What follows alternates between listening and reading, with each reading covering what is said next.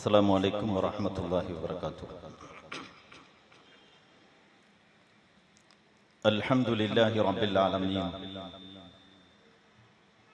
الصلاة والسلام على أشرف المرسلين وعلى آله وصحبه ومن تبعهم بإحسان إلى يوم الدين.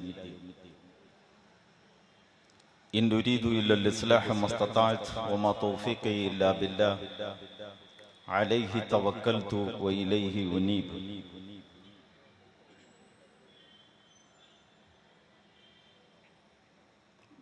ബഹുമാനപ്പെട്ട അധ്യക്ഷൻ, വേദിയിലുള്ള ജമാഅത്തെ ഇസ്ലാമിയുടെ സംസ്ഥാന ജില്ലാ നേതാക്കളെ,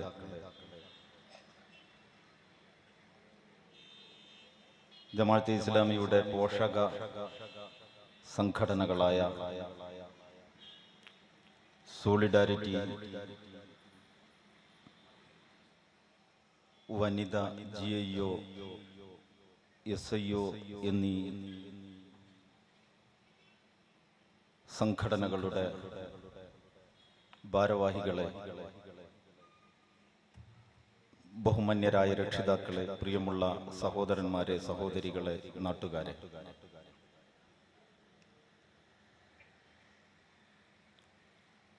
ജമാഅത്തെ ഇസ്ലാമി പാലക്കാട് ജില്ലാ കമ്മിറ്റിയുടെ ആഭിമുഖ്യത്തിൽ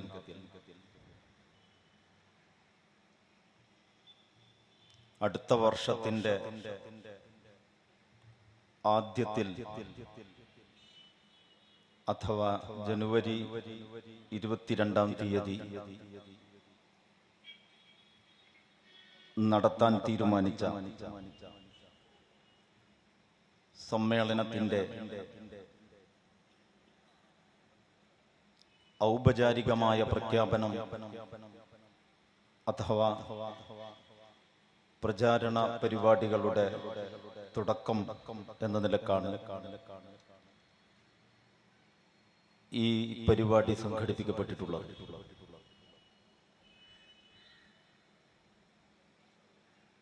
ഈ സമ്മേളനത്തിലൂടെ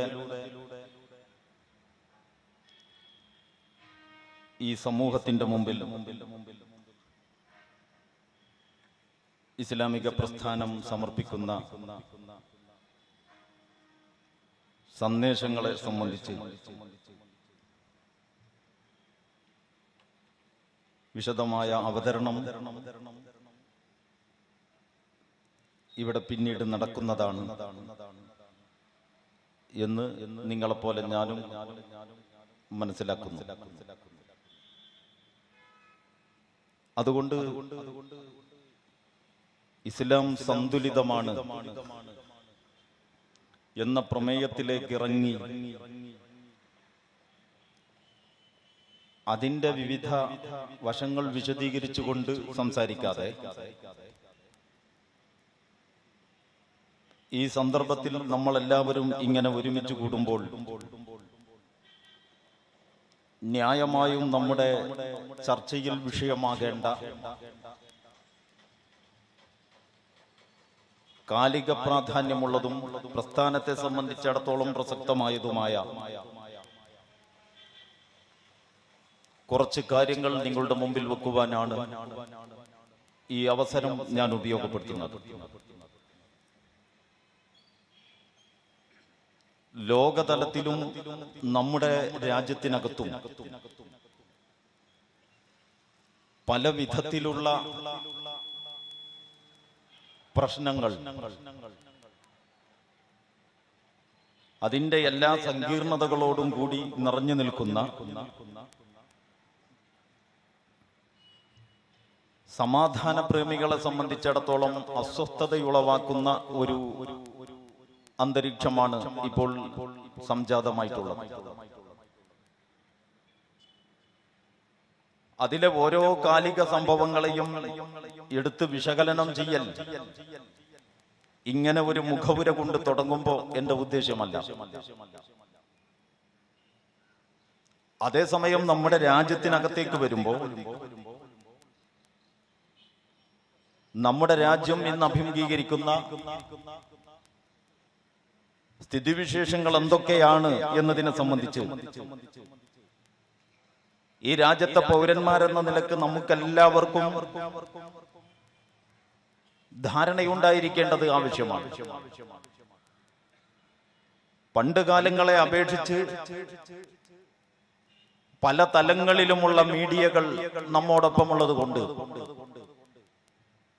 കാലിക വിഷയങ്ങളിലെ ചെറിയ ചെറിയ സംഭവങ്ങളുടെ സൂക്ഷ്മമായ അപഗ്രഥനങ്ങൾ വരെ നമ്മളുടെ ഓരോരുത്തരുടെയും വിരൽത്തുമ്പിലൂടെ കയറിയിറങ്ങിക്കൊണ്ടിരിക്കുന്നു എന്നുള്ള ഒരു സൗകര്യം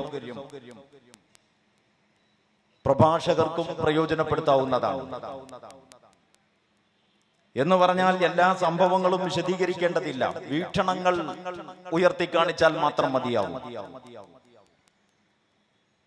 നമ്മുടെ രാജ്യത്ത് ഇപ്പോൾ ഏറ്റവും സജീവമായി ചർച്ച ചെയ്യപ്പെട്ടുകൊണ്ടിരിക്കുന്നത് ഏക സിവിൽ കോഡും മുത്തലാഖുമാണ്.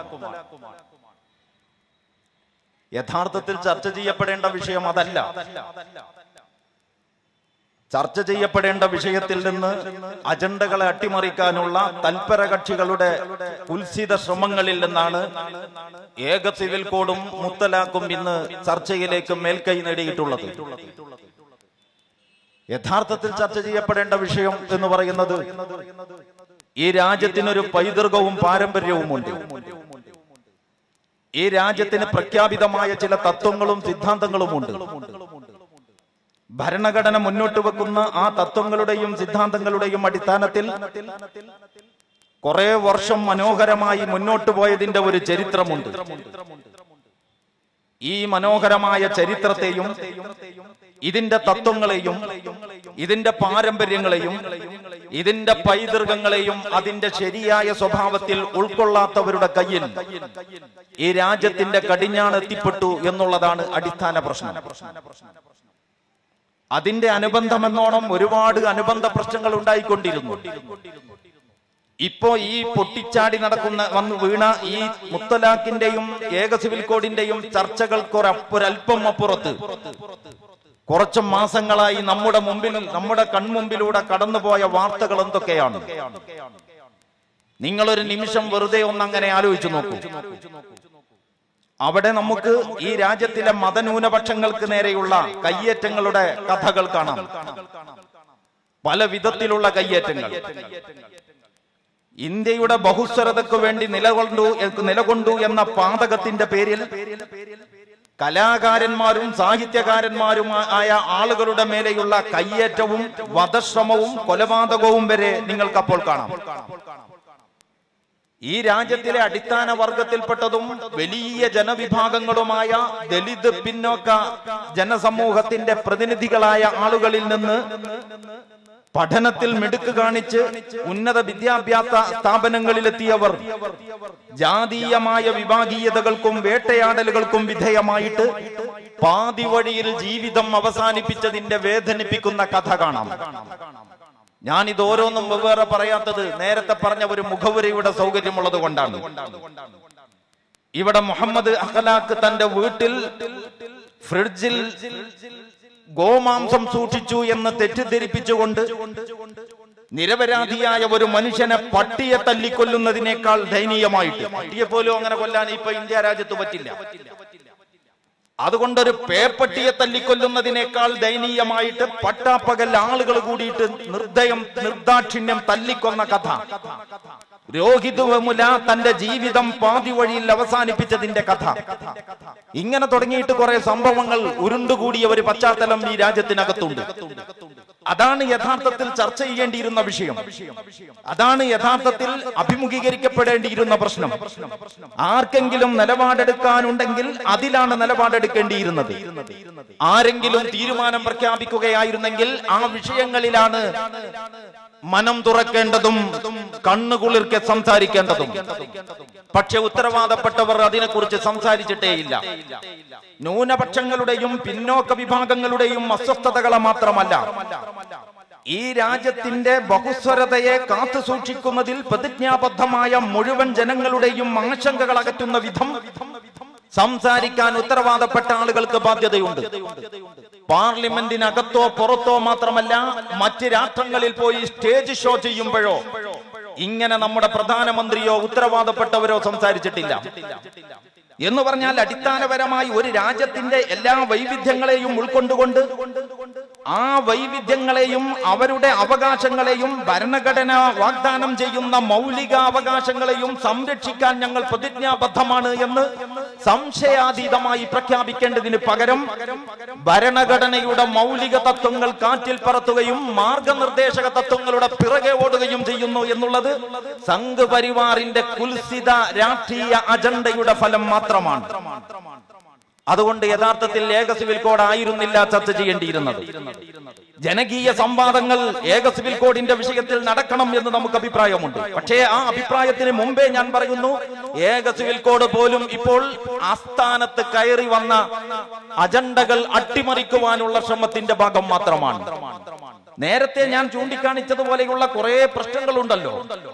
ഈ പ്രശ്നങ്ങളിൽ ഓരോന്നിലും ചർച്ചയുണ്ടാകുമ്പോ അത് ദളിതരായ ആളുകളെ തല്ലിക്കൊന്നപ്പോ അല്ലെങ്കിൽ കൈകാര്യം ചെയ്തപ്പോ ദളിത് സമരങ്ങൾ വളരെ ശക്തമായി. ദളിത് ജനവിഭാഗങ്ങളുടെ പ്രതിരോധ സമരങ്ങൾ ഉണ്ടായി. വലിയ വലിയ വിദ്യാർത്ഥി പ്രക്ഷോഭങ്ങൾക്ക് നമ്മുടെ രാജ്യം സാക്ഷ്യം വഹിച്ചു. ചരിത്രത്തിലെ നിർണായകമായ വഴിത്തിരിവുകൾ പലതും ഉണ്ടായിട്ടുള്ളത് വിദ്യാർത്ഥി മുന്നേറ്റങ്ങളുടെ അടിസ്ഥാനത്തിലാണ് എന്ന ചരിത്രമറിയുന്ന നേതാക്കന്മാർ ഈ വിദ്യാർത്ഥി സമരങ്ങളുടെ കൂടി മുഖം തെറ്റിക്കുന്നതിന് വേണ്ടിയുള്ള ചില ഇടപെടൽ നടത്തിക്കൊണ്ടിരിക്കുകയാണ്.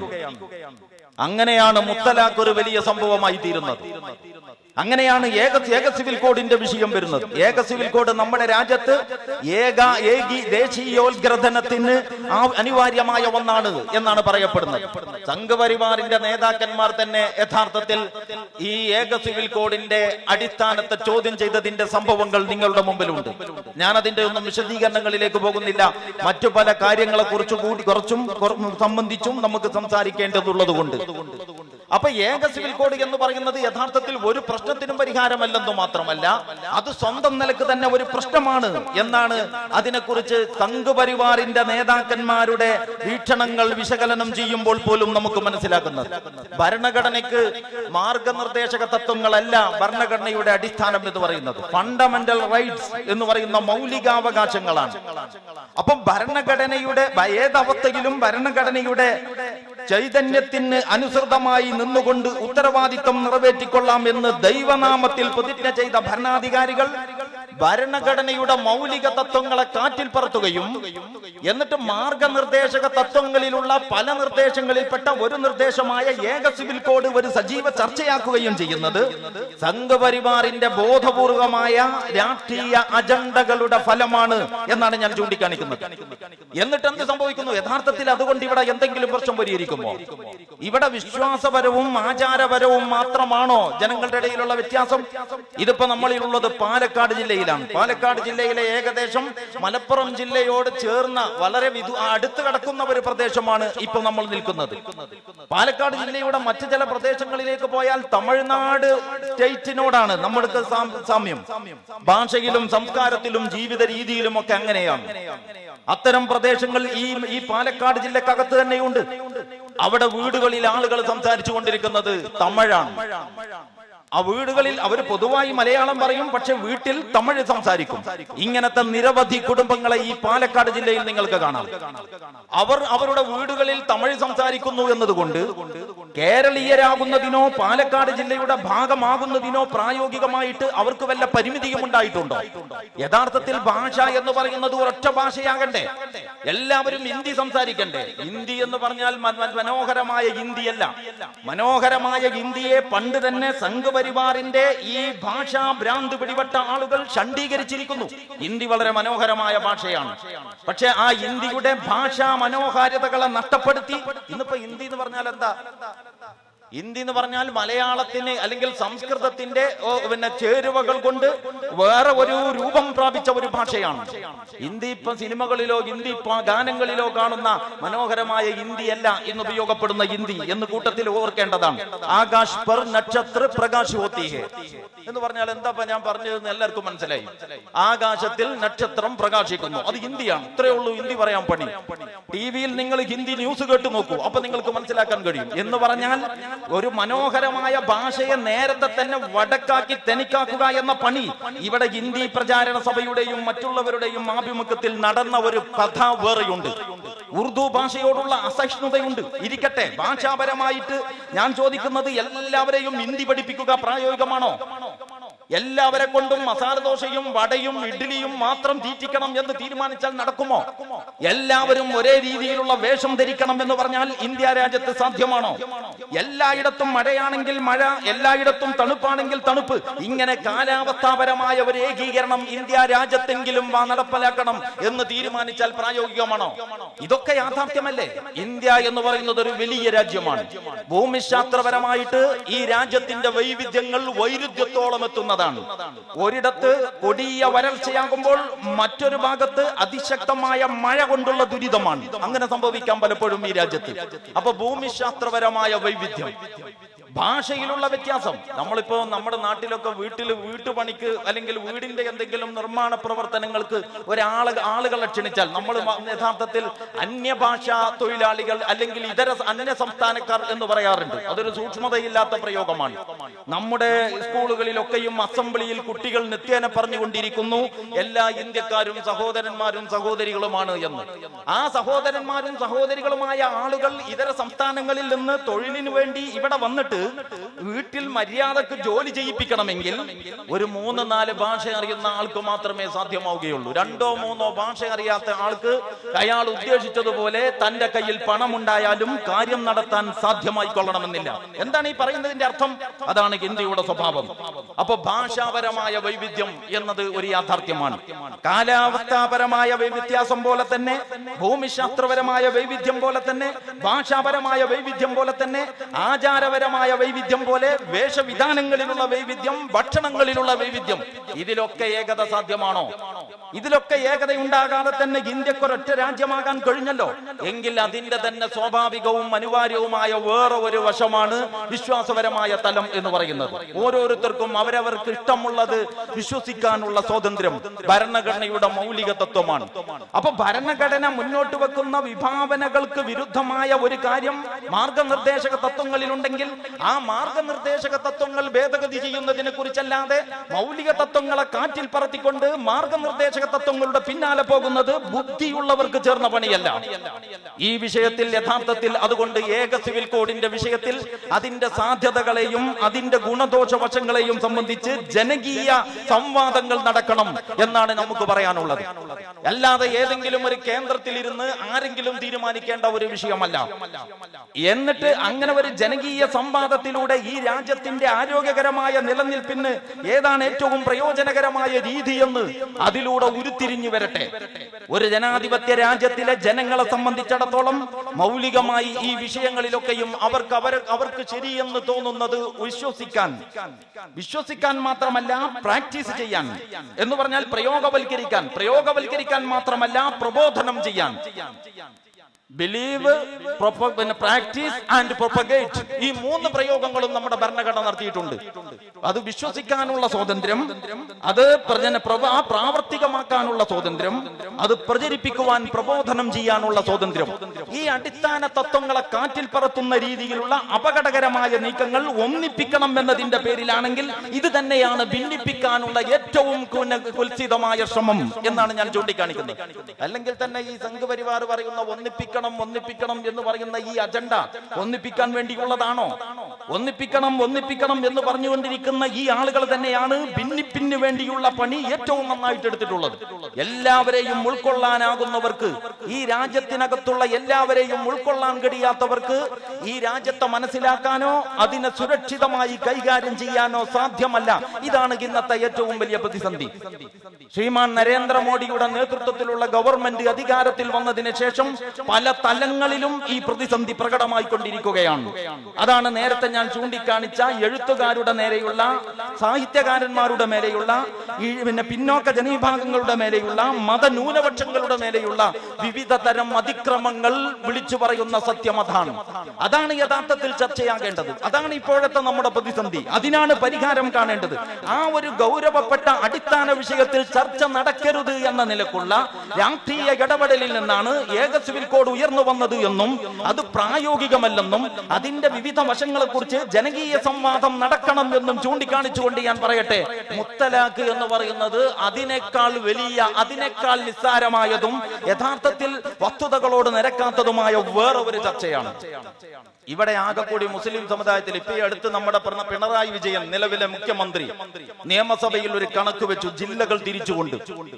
വാട്സപ്പിലൂടെയും മറ്റും ധാരാളമായി പ്രചരിച്ച ഒരു കാര്യമായതുകൊണ്ട് നിങ്ങൾക്കും എന്റെ പോലെ അതേക്കുറിച്ച് ധാരണയുണ്ടാകും എന്ന് ഞാൻ വിചാരിക്കുന്നു. എന്ന് പറഞ്ഞാൽ ഏറ്റവും കൂടുതൽ കേരളത്തിൽ ഏറ്റവും കൂടുതൽ മുസ്ലിംകൾ തിങ്ങി താമസിക്കുന്ന മലപ്പുറം ജില്ലയിൽ ഈ തലാഖ് എന്ന് പറയുന്ന വിവാഹമോചനം എന്ന് പറയുന്നത് മുസ്ലിം സമുദായത്തിൽ എത്ര ശതമാനമാണുള്ളത് എന്ന് ആ കണക്ക് വ്യക്തമാക്കുന്നുണ്ട്. അതിൽ തന്നെ ഈ മുത്തലാഖ് എന്ന് പറയുന്നത് പിന്നെയും എത്രയാണ് ഉണ്ടാവുക എന്ന് ആലോചിക്കേണ്ടതാണ്. അപ്പൊ വിവാഹിതരായ ഒരു ദമ്പതികൾക്ക് ഒരവസ്ഥയിലും വേർപ്പെടാൻ സാധ്യമല്ലെങ്കിൽ നമ്മുടെ പ്രധാനമന്ത്രിയുടെ വിധവ എന്ന് പറഞ്ഞുകൊണ്ട് ഒരു സഹോദരി ഊരുതിണ്ടും ചുറ്റുന്ന അവസ്ഥാവിശേഷം എങ്ങനെയാണ് ഉണ്ടായത് എന്ന് വിശദീകരിക്കപ്പെടേണ്ടതാണ്. അപ്പൊ ഞാൻ പറയുന്നത്, വിവാഹമോചനം എന്ന് പറയുന്നത് യഥാർത്ഥത്തിൽ അനിവാര്യമായ സന്ദർഭത്തിൽ വേണ്ടി വരാവുന്ന ഒന്നാണ്.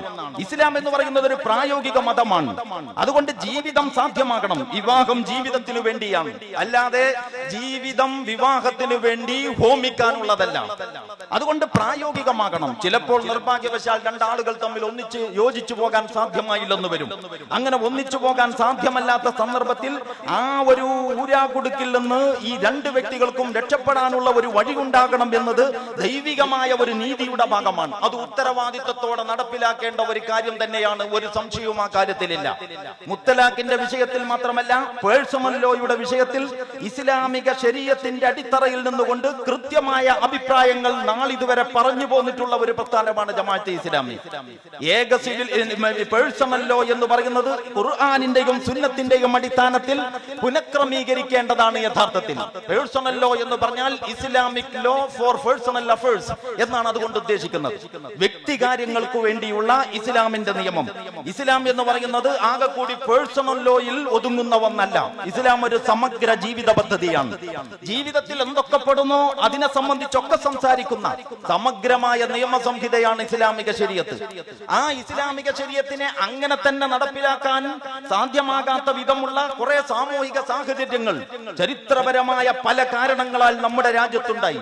ആ കാരണങ്ങളിലേക്ക് ഇപ്പോൾ കടക്കാൻ പ്രയാസമാണ്. പക്ഷെ നിങ്ങൾ ഒരു കാര്യം മനസ്സിലാക്കണം, ഇസ്ലാമിക ശരീഅത്ത് എന്ന് പറയുന്നത് ആകെ കൂടി ഈ പേഴ്സണൽ ലോ എന്ന് പറയുന്ന സംഗതിയല്ല. എന്റെ സംസാരം കേട്ടുകൊണ്ടിരിക്കുന്ന മുസ്ലിം സഹോദരന്മാരായ സഹോദരിമായ ആളുകളോട് ഈ പേഴ്സണൽ ലോയുടെ ചർച്ചയുടെ പശ്ചാത്തലത്തിൽ നിന്നുകൊണ്ട് വളരെ വ്യക്തമായി ഞാൻ പറയുന്നു, ഇന്നത്തെ നമ്മുടെ ഇസ്ലാമിക ശരീഅത്ത് ഈ പേഴ്സണൽ ലോയിൽ പരിമിതമാണ് എന്നാണ് നിർഭാഗ്യ മുസ്ലിങ്ങൾ കരുതുന്നത്. പേഴ്സണൽ ലോയിൽ പരിമിതമാണ്. യഥാർത്ഥത്തിൽ പേഴ്സണൽ ലോ എന്ന് പറയുന്നത് ഇസ്ലാമിക ശരീഅത്തിന്റെ ഒരു ചെറിയ ഭാഗം മാത്രമാണ്. ആ പേഴ്സണൽ ലോ എന്ന് പറഞ്ഞാൽ ഏതെങ്കിലും വ്യക്തികളുടെ നിയമം എന്നല്ല, Islamic law for personal affairs എന്നാണ്. അതുകൊണ്ട് വഖഫ് ബോർഡ് മുതൽ മുസ്ലിം പേഴ്സണൽ ലോ ബോർഡ് വരെ ജമാഅത്തെ ഇസ്ലാമിയുടെ ഉത്തരവാദപ്പെട്ടവരുടെ സാന്നിധ്യമുള്ള എല്ലാ വേദികളിലും ഇസ്ലാമിക പ്രസ്ഥാനം അതിന്റെ നിലപാട് വ്യക്തമാക്കിയിട്ടുണ്ട്. അതായത് പേഴ്സണൽ ലോയെ ഇസ്ലാമിക ശരീഅത്തിനനുസൃതമായി ക്രമീകരിക്കുകയാണ് യഥാർത്ഥത്തിൽ വേണ്ടത്. ഇന്ന് ശരീഅത്തിന്റെ പ്രശ്നം എന്ന് പറഞ്ഞുകൊണ്ട് പ്രചരിപ്പിക്കപ്പെടുന്ന പല പ്രശ്നങ്ങളും ഇസ്ലാമിക ശരീഅത്തിന്റെ പ്രശ്നമല്ല. ഇസ്ലാമിക ശരീഅത്തിൽ ആ വിഷയത്തിൽ നീതിയുക്തമായ നിലപാടുകളുണ്ട്. അത് മുസ്ലിം സമുദായത്തെ പഠിപ്പിക്കുകയും അതിനനുസരിച്ച് മുസ്ലിം സമൂഹത്തെ സംഘടിപ്പിക്കുകയും അവരെ സംസ്കരിക്കുകയും ചെയ്യുന്നതിൽ ഈ മുത്തലാഖിന്റെ പേരിൽ മുതലക്കണ്ണീരൊഴുക്കുന്നവർക്ക് യാതൊരു ആത്മാർത്ഥതയുമില്ല. അവർ മുസ്ലിം സമുദായം ഇസ്ലാമിൽ നിന്ന് എത്രയും അകലുന്നോ അതിൽ സന്തോഷിക്കുന്നവരാണ്. ഇസ്ലാമിനെ വിട്ടുകൊണ്ട് മുസ്ലിങ്ങൾ ജീവിക്കുന്നതിലാണ് മിക്കപ്പോഴും ഇവർക്ക് താല്പര്യം. എന്നിട്ട് ഈ മുസ്ലിം സമുദായത്തിന്റെ സാമുദായികമായ ചെയ്തികളിലുള്ള തകരാറുകളെ ഒക്കെ സാക്ഷാൽ ഇസ്ലാമിക ശരീഅത്തിന്റെ പരിധിയിൽ വെച്ചുകെട്ടുകയും ചെയ്യുന്നു. ഈ വിരോധാഭാസം നമ്മൾ കാണേണ്ടതാണ്. ഇതിന്റെ നേരെ കണ്ണു തുറക്കണം എന്ന് സഹോദരന്മാരോടും സഹോദരിമാരോടും ഞാൻ പറയുകയാണ്. അങ്ങനെ കണ്ണു തുറക്കണം എന്ന് പറഞ്ഞാൽ അതിന്റെ അർത്ഥം നമ്മൾ ആർക്കെങ്കിലും എതിരെ കച്ചകെട്ടി ഇറങ്ങി പുറപ്പെടണം എന്നല്ല, നമ്മൾ വർഗീയമായി ചിന്തിക്കണം എന്നുമല്ല. പിന്നെയോ ഇസ്ലാം ഒരു പ്രത്യയശാസ്ത്രമാണ്, ദൈവികമായ ഒരു ദർശനമാണ്. ജമാഅത്തെ ഇസ്ലാമി കഴിഞ്ഞ 75-ലേറെ വർഷം വർഷങ്ങളായിട്ട് ഇന്ത്യ രാജ്യത്തിൽ മാത്രമല്ല ഇന്ത്യ ഉപഭൂഖണ്ഡത്തിൽ ഇസ്ലാമിനെ സംബന്ധിച്ചുള്ള ഈ ഒരു അവതരണം നടത്തിക്കൊണ്ടേയിരിക്കുകയാണ്. ഇത് പ്രവാചകന്മാർ നടത്തിയിട്ടുള്ള പ്രബോധന പ്രവർത്തനങ്ങളുടെ തുടർച്ചയാണ്. മതം എന്ന് പറയുന്നത് വ്യക്തിക്ക് സ്വകാര്യമായി അനുഷ്ഠിക്കാനുള്ളതല്ല. മതം സ്വകാര്യ ജീവിതത്തിൽ എന്ന് നമ്മെ പലരും പറഞ്ഞു പഠിപ്പിച്ചിട്ടുണ്ട്. മതം സ്വകാര്യ ജീവിതത്തിൽ പാലിച്ചാൽ മതി. മതപണ്ഡിതന്മാർ അങ്ങനെ പറയാറുണ്ട്, രാഷ്ട്രീയ നേതാക്കന്മാർ അങ്ങനെ പ്രസംഗിക്കാറുണ്ട്. ജമാഅത്തെ ഇസ്ലാമിക്ക് അതിനോട് യോജിപ്പില്ല. അങ്ങനെ സ്വകാര്യ ജീവിതത്തിൽ ഒരു മതം എന്തിന്? എന്താണ് ആ മതത്തിന്റെ പ്രസക്തി? ഞാനും എന്റെ റബ്ബും തമ്മിൽ, ഞാനും എന്റെ ദൈവവും തമ്മിൽ, ഞാനും എന്റെ യഹോവയും തമ്മിൽ, ഞാനും എന്റെ ഈശ്വരനും തമ്മിൽ ഒരു സ്വകാര്യ ഇടപാട്. എന്റെ പൊതുജീവിതവുമായിട്ട് അതിനൊരു ബന്ധവുമില്ല. ആ സ്വകാര്യ ഇടപാട് എന്റെ പൂജാമുറിയിൽ എന്റെ മനസ്സിന്റെ ഒരു സമാധാനത്തിന് ഒരല്പസമയം കഴിച്ച് ബാക്കി പിന്നീട് ഞാൻ സ്വതന്ത്രനാണെന്ന് മാത്രമല്ല എന്റെ നിലപാട്, ദൈവമേ ഞാൻ ഇപ്പോൾ രാഷ്ട്രീയത്തിലാണ്, ഇത് രംഗം ലേശം മോശമാണ്, നീ വിശുദ്ധനാണെങ്കിൽ വിശുദ്ധിയോടെ അവിടെ ഇരുന്നോ, ഇവിടെ വന്ന് ഇടപെട്ട് വഷളാകാൻ നിൽക്കണ്ട. ഇതാണ് ഇവരുടെ പ്രഖ്യാപിത നിലപാട്. ഇതിനെപ്പറ്റിയാണ് ഇവർ പറയുന്നത് മതം സ്വകാര്യ ജീവിതത്തിൽ മതിയെന്ന്. ഈ മതം സ്വകാര്യ ജീവിതത്തിൽ മതി എന്ന് പറഞ്ഞുകൊണ്ട് ജീവിതത്തിന്റെ വിശാലങ്ങളായ രംഗങ്ങളെ ഇസ്ലാമിക അഥവാ ദൈവിക നിയമവ്യവസ്ഥ പ്രകാരം കൈകാര്യം ചെയ്യുന്നതിൽ അശ്രദ്ധ കാണിച്ചതുകൊണ്ടാണ് ഇന്നുണ്ടായ സകല പ്രതിസന്ധികളും ഈ മുസ്ലിം സമുദായത്തിനുണ്ടായത് എന്നാണ് ജമാഅത്തെ ഇസ്ലാമിയുടെ അഭിപ്രായം. അതായത് അല്ലാഹു മനുഷ്യന് ഈ ഭൂമിയിൽ ജീവിക്കുവാൻ, ഇത് ഈ ലോകം സംവിധാനിച്ച ഒരു ഈശ്വരൻ, ഒരു അല്ലാഹു ഉണ്ട്, പ്രപഞ്ചത്തിനൊരു നാഥനുണ്ട്, നമുക്കെല്ലാവർക്കും അതറിയാം. അങ്ങനെ ഒരു ശക്തി ഉണ്ട് എന്ന് അംഗീകരിച്ചാൽ, അങ്ങനെ ഒരു ശക്തിയെ കുറിച്ച് അംഗീകരിക്കാതെ ബുദ്ധിയും ബോധവുമുള്ള ഒരുത്തൻ ജീവിക്കും എന്ന് എനിക്ക് തോന്നുന്നില്ല. അതുകൊണ്ട് തന്നെ ദൈവമുണ്ട് അല്ലെങ്കിൽ അല്ലാഹു ഉണ്ട്, ഈ പ്രപഞ്ചത്തിനൊരു നാഥനുണ്ട് എന്ന് തെളിവ് പറഞ്ഞ് സ്ഥാപിക്കേണ്ടുന്ന യാതൊരു ആവശ്യവുമില്ല. മണ്ണാർക്കാട് അങ്ങാടിയിൽ പെട്രോൾ പമ്പിന്റെ ഏതാണ്ട് എതിർവശത്ത് ഒരു ദിവസം വൈകുന്നേരം നോക്കുമ്പോൾ ഒരു സ്റ്റേജ് വന്നിരിക്കുന്നു, അതിന്റെ സൈഡിൽ മൈക്ക് സെറ്റുകൾ വന്നിരിക്കുന്നു, കസേരകളും സംവിധാനങ്ങളും വന്നിരിക്കുന്നു. ആരാണ് ഇതിന്റെ പിന്നിൽ പ്രവർത്തിച്ചത് എന്ന് ചോദിച്ചാൽ ഇതെല്ലാം വെറുതെ ഉണ്ടായതാണ്. ആരെങ്കിലും അങ്ങനെ പറയോ? പക്ഷെ ഇതൊക്കെ ഒരു 10-35 കൊല്ലം മുമ്പ് നിരീശ്വരവാദം തെരുവ് നാടകങ്ങളിലൂടെ, പൊറാട്ട് നാടകങ്ങളിലൂടെ ആളുകളെ പഠിപ്പിച്ച കാലമുണ്ട്. ഞാനൊക്കെ സ്കൂളിൽ 6ലും 7ലും ഒക്കെ പഠിക്കുമ്പോൾ അത്തരം പൊറാട്ട് നാടകങ്ങൾ പലതും കണ്ടിട്ടുണ്ട്. ഇപ്പൊ നിങ്ങൾക്ക് നിരീശ്വരവാദം ഒരു പ്രസ്ഥാനമായിട്ട് കാണാൻ കഴിയില്ല. ഇപ്പൊ നിരീശ്വരവാദം കാണുന്നില്ലെന്ന് മാത്രമല്ല, ഇപ്പൊ ആളുകൾക്ക് വിശ്വാസം കൂടിയതിന്റെ പ്രശ്നമാണ്. എന്തിലും വിശ്വസിച്ചു പോകുന്നു എന്നതാണ് ഇപ്പോഴത്തെ പ്രശ്നം. അതുകൊണ്ട് നമുക്ക് പറയേണ്ടി വരികയാണ്, നിങ്ങൾ അങ്ങനെ അന്ധമായിട്ട് വിശ്വസിക്കല്ലേ, നിങ്ങൾക്ക് ബോധ്യപ്പെടണം കാര്യങ്ങൾ. വല്ലദീന ഇദാ ദുകിറു ബിആയാതി റബ്ബിഹിം ലം യഖിറു അലൈഹാ സുമ്മ ഉംയാന. അല്ലാഹുവിന്റെ യഥാർത്ഥ ദാസന്മാരുടെ ഗുണവിശേഷം പറഞ്ഞപ്പോ അല്ലാഹു സുബ്ഹാനഹു വ തആല പറയുന്നു, അവരുടെ മുമ്പിൽ സാക്ഷാൽ ഖുർആനിന്റെ സൂക്തങ്ങൾ ഓതപ്പെട്ടാലും അർത്ഥവും ആശയവും ഗ്രഹിക്കാതെ അതിന്മേൽ മുഖം കുത്തി വീഴുകയില്ല. അതുകൊണ്ട് ചിന്തിക്കണം. ഇതാണ് മുസ്ലിങ്ങളോട് എന്നല്ല, ഇതാണ് മനുഷ്യ സമൂഹത്തോട് വിശുദ്ധ ഖുർആനിന്റെ ആഹ്വാനം. നിങ്ങൾ ആകാശത്തിലേക്ക് നോക്കുന്നില്ലേ? നിങ്ങൾ ഭൂമിയിലേക്ക് നോക്കുന്നില്ലേ? അറബികളുടെ മുമ്പിൽ നിത്യേന നിരന്തരമായി കണ്ടുകൊണ്ടിരിക്കുന്ന ഒട്ടകത്തെ പറ്റി പറഞ്ഞിട്ട് ഒട്ടകത്തിലേക്ക് നോക്കുന്നില്ലേ? അഫലാ യൻദുറൂന ഇലൽ ലിബിലി കൈഫ ഖുലിഖത് വഇലൽ സമാഇ കൈഫ റുഫിഅത് വഇലൽ ജിബാലി കൈഫ നുസിബത് വഇലൽ അർളി കൈഫ സുതിഹത്. നിങ്ങൾ ആകാശത്തിലേക്ക് നോക്കുന്നില്ലേ? അതെങ്ങനെയാണ് ഉയർത്തപ്പെട്ടത്? നിങ്ങൾ ഒട്ടകത്തെ നോക്കുന്നില്ലേ? അതെങ്ങനെയാണ് സൃഷ്ടിക്കപ്പെട്ടത്? നിങ്ങൾ പർവ്വതങ്ങളിലേക്ക് നോക്കുന്നില്ലേ? അതെങ്ങനെയാണ് നാട്ടി നിർത്തപ്പെട്ടിരിക്കുന്നത്? നിങ്ങൾ ഭൂമിയിലേക്ക് നോക്കുന്നില്ലേ? ഈ ഉരുണ്ട ഭൂമി നിങ്ങൾക്ക് എങ്ങനെയാണ് പരന്നതായിട്ട് അനുഭവപ്പെടുന്നത്? ഇതൊക്കെയാണ് അല്ലാഹു സുബ്ഹാനഹു വ തആല ആഹ്വാനം ചെയ്യുന്നത്. വായിക്കുവാനും പഠിക്കുവാനുമുള്ള ആഹ്വാനം, ചിന്തിക്കുവാനും ഉൾക്കൊള്ളുവാനുമുള്ള ആഹ്വാനം.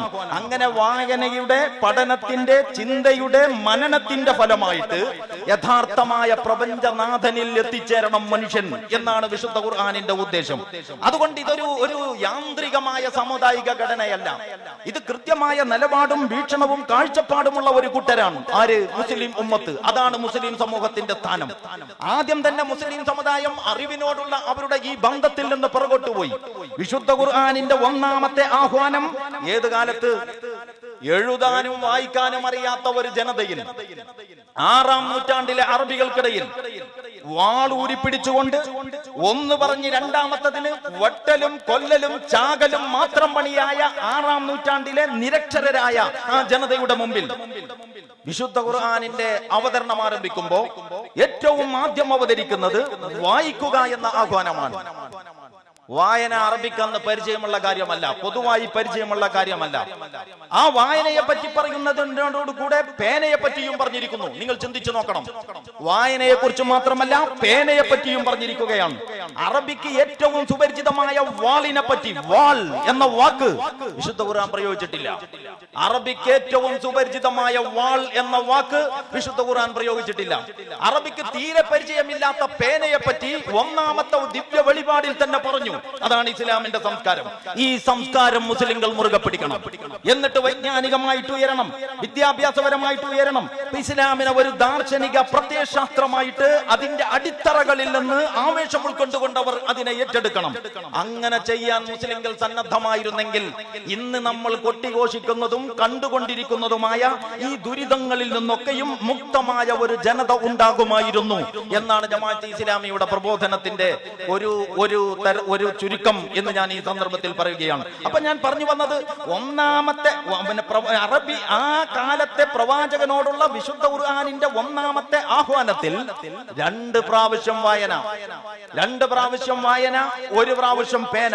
ഇഖ്റഅ ബിസ്മി റബ്ബിക്കല്ലദീ ഖലഖ് ഖലഖൽ ഇൻസാന മിൻ അലഖ് ഇഖ്റഅ വറബ്ബുക്കൽ അക്രം അല്ലദീ അല്ലമ ബിൽ ഖലം. അപ്പൊ 2 വായനയും 1 പേനയും. അറബിക്ക് ഏറ്റവും സുപരിചിതമായ വാളിനെ പറ്റി മൗനം പാലിക്കുകയും അറബിക്ക് അപരിചിതമായ പേനയെ പറ്റി സംസാരിക്കുകയും ചെയ്ത വിശുദ്ധ ഖുർആൻ ഏത് ദിശയിലേക്കാണോ മുഖം തിരിച്ചു നിന്നത് ആ ദിശയിൽ മുസ്ലിങ്ങൾ മുന്നേറിയ കാലത്ത് അവർ ലോകത്തിന്റെ മുമ്പിൽ നേതാക്കളും ജേതാക്കളുമാണ്. എന്നിട്ട് പിന്നീട് എവിടെ നിന്നാണ് അവർ പിറകോട്ട് പോയത് എന്ന് നിങ്ങൾ ആലോചിക്കണം. അവിടെയാണ് ഞാൻ നേരത്തെ പറഞ്ഞു വെച്ച ചർച്ചയുമായിട്ട് ഈ ചർച്ചക്കുള്ള ബന്ധം. അതിലേക്ക് ഞാൻ നിങ്ങളെ തിരിച്ചു കൊണ്ടുപോവുകയാണ്. അതെന്താണ്? മുസ്ലിം പേഴ്സണൽ ലോ എന്ന് പറയുന്നത് ഇസ്ലാമിക ശരീഅത്തിന്റെ ചെറിയ ഒരു ഭാഗം മാത്രമാണ്. ആ ഭാഗം പോലും ഖുർആനിന്റെയും സുന്നത്തിന്റെയും ചൈതന്യത്തോട് നിരക്കുന്ന വിധത്തിലല്ല പലപ്പോഴും ക്രോഡീകരിക്കപ്പെട്ടിട്ടുള്ളത്. അതുകൊണ്ട് പേഴ്സണൽ ലോയെ ഇസ്ലാമിക ശരീഅത്ത് അനുസരിച്ച് പുനഃക്രമീകരിക്കണം എന്ന് ജമാഅത്തെ ഇസ്ലാമി പറഞ്ഞുകൊണ്ടേയിരുന്നിട്ടുണ്ട്. സയ്യിദ് അബുൽ ആല മൗദൂദി എന്ന് പറഞ്ഞാൽ ജമാഅത്തെ ഇസ്ലാമിയുടെ ആദ്യകാല നേതാക്കളിൽ സമുന്നതനായ പണ്ഡിതനായ സയ്യിദ് അബുൽ ആല മൗദൂദി ഈ വിഷയകമായി ഒരു പുസ്തകം എഴുതിയിട്ടുണ്ട്. നിങ്ങൾക്ക് മലയാളത്തിൽ IPH-ൽ അതിന്റെ കോപ്പി കാണാവുന്നതാണ്, ദാമ്പത്യ നിയമങ്ങൾ എന്ന് പറഞ്ഞുകൊണ്ട്. അപ്പൊ ഇരിക്കട്ടെ, ഞാൻ പറഞ്ഞു വന്നത് യഥാർത്ഥത്തിൽ ഇസ്ലാം ഒരു സമഗ്ര ജീവിത പദ്ധതിയാണ്, ദൈവികമായ സമഗ്ര ജീവിത പദ്ധതി. നിങ്ങൾ ഈ കാണുന്ന മനോഹര സുന്ദരമായ ആകാശ വ്യവസ്ഥിതിയും ഭൂമിയും ഉൾപ്പെടെ ഇത് മുഴുവനും സംവിധാനിച്ച ഒരു ശക്തി ഉണ്ടെങ്കിൽ ആ ശക്തിയെ കുറിച്ചാണ് നമ്മൾ സംസാരിക്കുന്നത്. അല്ലാഹുല്ലദീ ഖലഖകും സുമ്മ റസഖകും സുമ്മ യുമീതുകും സുമ്മ യുഹ്യീകും ഹൽ മിൻ ശുറകാഇകും മൻ യഫ്അലു മിൻ ദാലികും മിൻ ഷൈ. അല്ലാഹുവാണ് നിങ്ങളെ സൃഷ്ടിച്ചത്, അല്ല എന്ന് പറയാൻ പറ്റുമോ? വിശുദ്ധ ഖുർആൻ ഒരിടത്ത് ചോദിക്കുന്നുണ്ട്, ജനങ്ങളെ ഞാനൊരു ഉപമ പറയാം, നിങ്ങളൊന്ന് ചിന്തിച്ചു നോക്ക്. എന്നിട്ട് പറയുന്നത് എന്താണെന്നറിയോ? ഞാൻ സമയം ചുരുക്കാൻ അതിന്റെ അറബി വിടുകയാണ്. എന്നിട്ട് പറയുന്നത് എന്താണ്? അല്ലാഹുവല്ലാതെ ആവശ്യങ്ങൾ പൂർത്തീകരിക്കാൻ വേണ്ടി എന്ന് പറഞ്ഞാൽ പ്രപഞ്ചനാഥനോടല്ലാതെ ആവശ്യങ്ങൾ പൂർത്തീകരിക്കാൻ വേണ്ടി പ്രാർത്ഥിച്ചുകൊണ്ടിരിക്കുന്ന നിങ്ങളുടെ വസ്തുക്കളുണ്ടല്ലോ, അവ ഒരു ഈച്ചയെ പടച്ചിട്ടുണ്ടോ എന്നല്ല. അവരുടെ മുമ്പിൽ നേർച്ച വെച്ച വല്ലതും ഈച്ച തിന്നാൻ വന്നാൽ ആ ഈച്ചയെ തടയാൻ അവർക്ക് കഴിയുമോ? ഈ ചോദിക്കുന്നവനും ചോദിക്കപ്പെടുന്നവനും എത്രമാത്രം നിസ്സഹായനാണ്. അല്ലാഹുല്ലദീ ഖലഖകും, അഥവാ ഈ പ്രപഞ്ചത്തിന്റെ നാഥനാരോ അവനാണ് നിങ്ങളെ സൃഷ്ടിച്ചത്. സുമ്മ റസഖകും, അവനാണ് നിങ്ങൾക്ക് അന്നം നൽകുന്നത്. സുമ്മ യുമീതുകും, അവൻ തീരുമാനിക്കുമ്പോഴാണ് നിങ്ങളുടെ ജീവൻ നഷ്ടപ്പെടുന്നത്. സുമ്മ യുഹ്യീകും, വീണ്ടും നിങ്ങളെ പുനരുജ്ജീവിപ്പിക്കുന്നതും അവൻ തന്നെയാണ്. നിങ്ങളെ സൃഷ്ടിച്ചത് അവനാണ്, നിങ്ങൾക്ക് അന്നം നൽകുന്നത് അവനാണ്, നിങ്ങളെ മരിപ്പിക്കുന്നവൻ അവനാണ്, നിങ്ങളെ വീണ്ടും പുനരുജ്ജീവിപ്പിക്കുന്നത് അവനാണ്. ഹൽ മിൻ ശുറകായികും മൻ യഫ്അലു മിൻ ദാലികും മിൻ ഷൈ.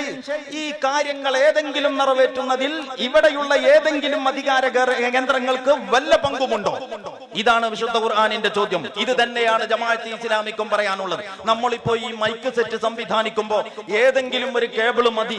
ആഹുജ കമ്പനിയാണ് മൈക്ക് വിപണിയിൽ ഇറക്കിയതെങ്കിൽ, ഒരു പ്രമുഖ കമ്പനി എന്ന നിലക്ക് ഞാൻ പറഞ്ഞതാണ്, ആ കമ്പനി നിർദ്ദേശിച്ച വ്യവസ്ഥ തെറ്റിച്ചിട്ട് ഏതെങ്കിലും ഒരു വാഷിംഗ് മെഷീനിന്റെയോ ഫ്രിഡ്ജിന്റെയോ കേബിൾ ഫിറ്റ് ചെയ്താൽ ഇത് വർക്ക് ചെയ്യോ? അങ്ങനെ നമ്മൾ ആരെങ്കിലും പ്രവർത്തിപ്പിക്കാറുണ്ടോ? നിങ്ങൾ ഒരു കമ്പനിയുടെ ഒരു ഫ്രിഡ്ജ് ഒരു ഇലക്ട്രിക്കൽ ഉൽപ്പന്നം വാങ്ങിയിട്ട് വേറെ ഒരു കമ്പനിയുടെ കാറ്റലോഗ് അനുസരിച്ചിട്ട് പ്രവർത്തിപ്പിക്കുമോ? ബുദ്ധിയുള്ള ഒരാളും ഇത്തരം വിഡ്ഢിത്തം ചെയ്യാറില്ല. എങ്കിൽ മനുഷ്യൻ എന്ന് പറയുന്ന അത്ഭുത സുന്ദരമായ ഈ പ്രതിഭാസത്തെ, മനുഷ്യൻ എത്രമാത്രം അത്ഭുതകരമായ പ്രതിഭാസമാണെന്ന് നിങ്ങൾ ആലോചിച്ച് നോക്കിയിട്ടുണ്ടോ? നമ്മളുടെ കണ്ണുണ്ടല്ലോ, കണ്ണ്. ഇപ്പൊ ഗൾഫ് യാത്ര വളരെ സുപരിചിതമായതുകൊണ്ട് നിങ്ങൾക്ക് ഞാൻ പറയുമ്പോൾ വേഗം മനസ്സിലാക്കാൻ കഴിയും. ഇന്റർനാഷണൽ എയർപോർട്ടുകളിൽ, ഗൾഫ് യാത്രയിൽ നമ്മൾ ചെന്നെത്തുന്ന ഇന്റർനാഷണൽ എയർപോർട്ടുകളിൽ മനുഷ്യന്റെ കണ്ണിന്റെ ഫോട്ടോ എടുക്കുന്നു. കണ്ണിന്റെ ഫോട്ടോ. കണ്ണ്, എന്റെ കണ്ണ് പോലെ കണ്ണുള്ള ഒരാൾ, എന്റെ കണ്ണ് പോലെ കണ്ണുള്ള ഒരാൾ ഈ ഉലകത്തിലേ ഇല്ല എന്നുള്ളതാണ്. അതാണ് കണ്ണിന്റെ പ്രത്യേകത. അത് കണ്ണിന്റെ മാത്രം പ്രത്യേകതയല്ല. അപ്പൊ 600 കോടി മനുഷ്യരുണ്ടെങ്കിൽ 1200 കോടി കണ്ണുകൾ എന്ന് വെക്കാം. 1200 കോടി കണ്ണുകളും ഇത്തിരി പോന്ന ഈ വട്ടത്തിൽ ഒന്നുപോലെ മറ്റൊന്നില്ല എന്ന് ആധുനിക ശാസ്ത്രം തെളിയിച്ചിരിക്കുകയാണ്. നിങ്ങൾ മനുഷ്യന്റെ ഗന്ധം എന്ന് പറയല്ലോ, മണം. നമ്മൾ കുളിച്ച സോപ്പിന്റെ, അല്ലെങ്കിൽ ഉപയോഗിച്ച സ്പ്രേയുടെ, അല്ലെങ്കിൽ ധരിച്ച വസ്ത്രത്തിന്റെ ആ മണമൊന്നുമല്ല. ആ മണങ്ങൾക്കൊക്കെ അപ്പുറം വേറെ ഒരു ഗന്ധം. ആ ഗന്ധമാണ് പോലീസ് നായ മനുഷ്യനെ പിടിക്കാൻ, ആ പ്രതിയെ കണ്ടെത്താൻ ഉപയോഗപ്പെടുത്തുന്നത്. അത് നായയുടെ മിടുക്ക് എന്ന് കരുതിയാ പോരാ. വ്യത്യസ്തമായ ഗന്ധം ആളുകൾക്ക് നൽകിയവന്റെ മിടുക്ക് നിങ്ങൾ അതിന് മുമ്പേ കാണണം. അപ്പൊ മനുഷ്യർക്ക് ഓരോരുത്തർക്കും സവിശേഷമായ ഗന്ധം. നമ്മളുടെ മുടി പോലെ മുടിയുള്ള ഒരാളില്ല എന്നാണ് ശാസ്ത്രം ഇപ്പൊ തെളിയിച്ചിരിക്കുന്നത്. നമ്മളുടെ വിരലിന്റെ ഈ അറ്റമുണ്ടല്ലോ, വിരലിന്റെ ഈ അറ്റം, എന്റെ വിരലിന്റെ അറ്റം പോലെ ഡിസൈൻ ചെയ്യപ്പെട്ട അറ്റമുള്ള വേറൊരാളുമില്ല.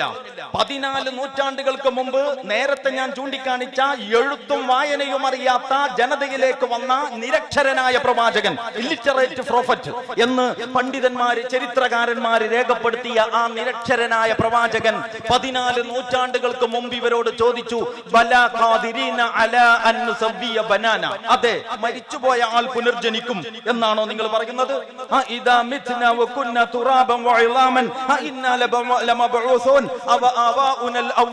ഇങ്ങനെ ചോദ്യം വന്നു. നിങ്ങൾ എന്ത് വർത്താനം ഈ പറയുന്നത്?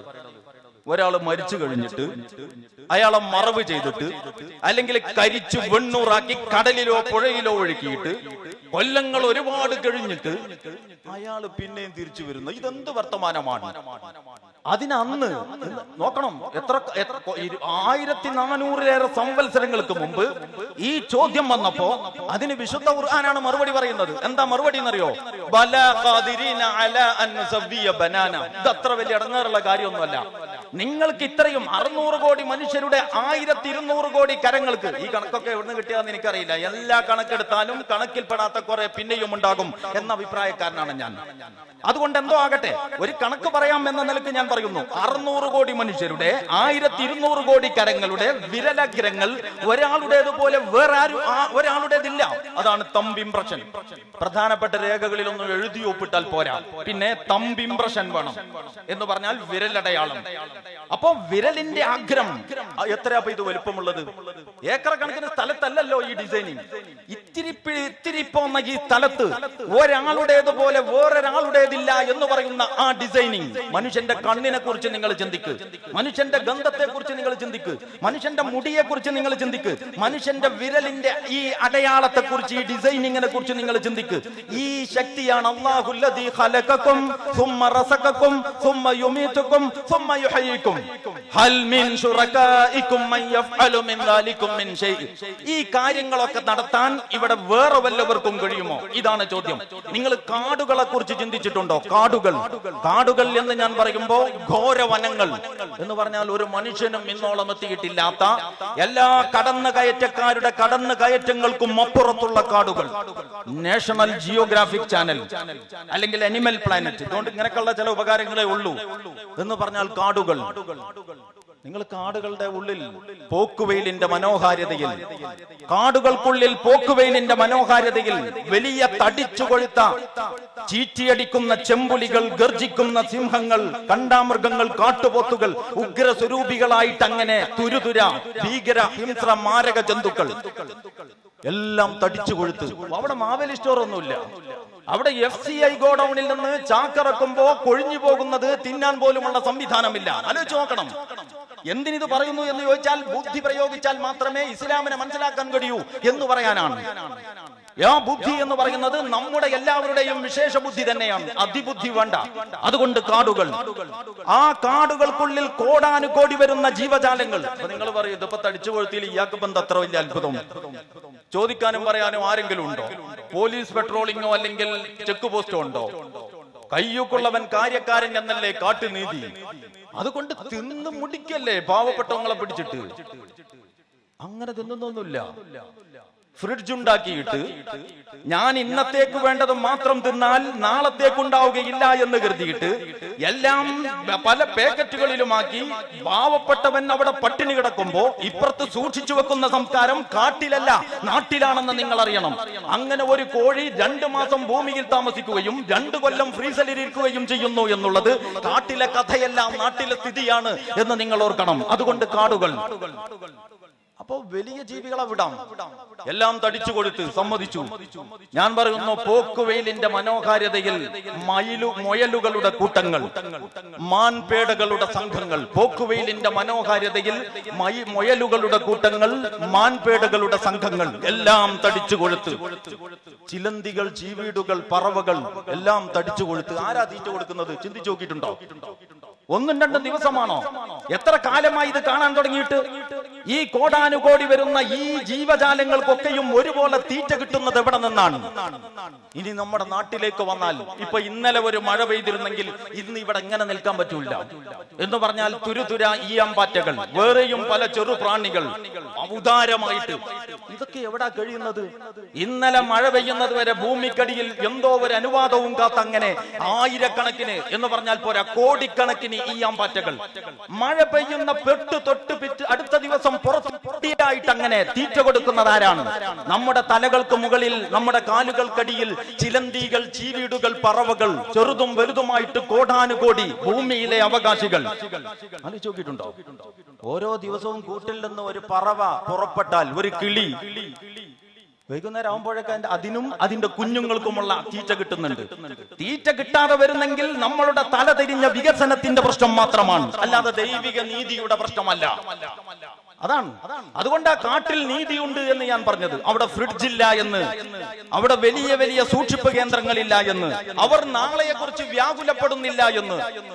നാളെയെക്കുറിച്ച് വ്യാകുലപ്പെടുകയാണെങ്കിൽ എല്ലാവരുടെയും നാളെയെക്കുറിച്ച് വ്യാകുലപ്പെടണം എന്നുള്ളതാണ്. അത് മുതലാളിത്തത്തിന് കഴിയില്ല. അതുകൊണ്ട് മുതലാളിത്തം എന്റെ വ്യാകുലതകളാണ് എന്നെ പഠിപ്പിച്ചത്. അങ്ങനെ എന്നെ സ്വാർത്ഥനാക്കി മാറ്റിയിട്ട് എന്നെ മൃഗമാക്കി മാറ്റുമ്പോഴും കാട്ടിലെ ജീവികൾ മാനുഷികമായ അവരുടെ വിശാലതയോടെ അങ്ങനെ ജീവിച്ചുകൊണ്ടിരിക്കുന്നു. അത്യാവശ്യത്തിനുള്ളത് മാത്രം വേട്ടയാടി.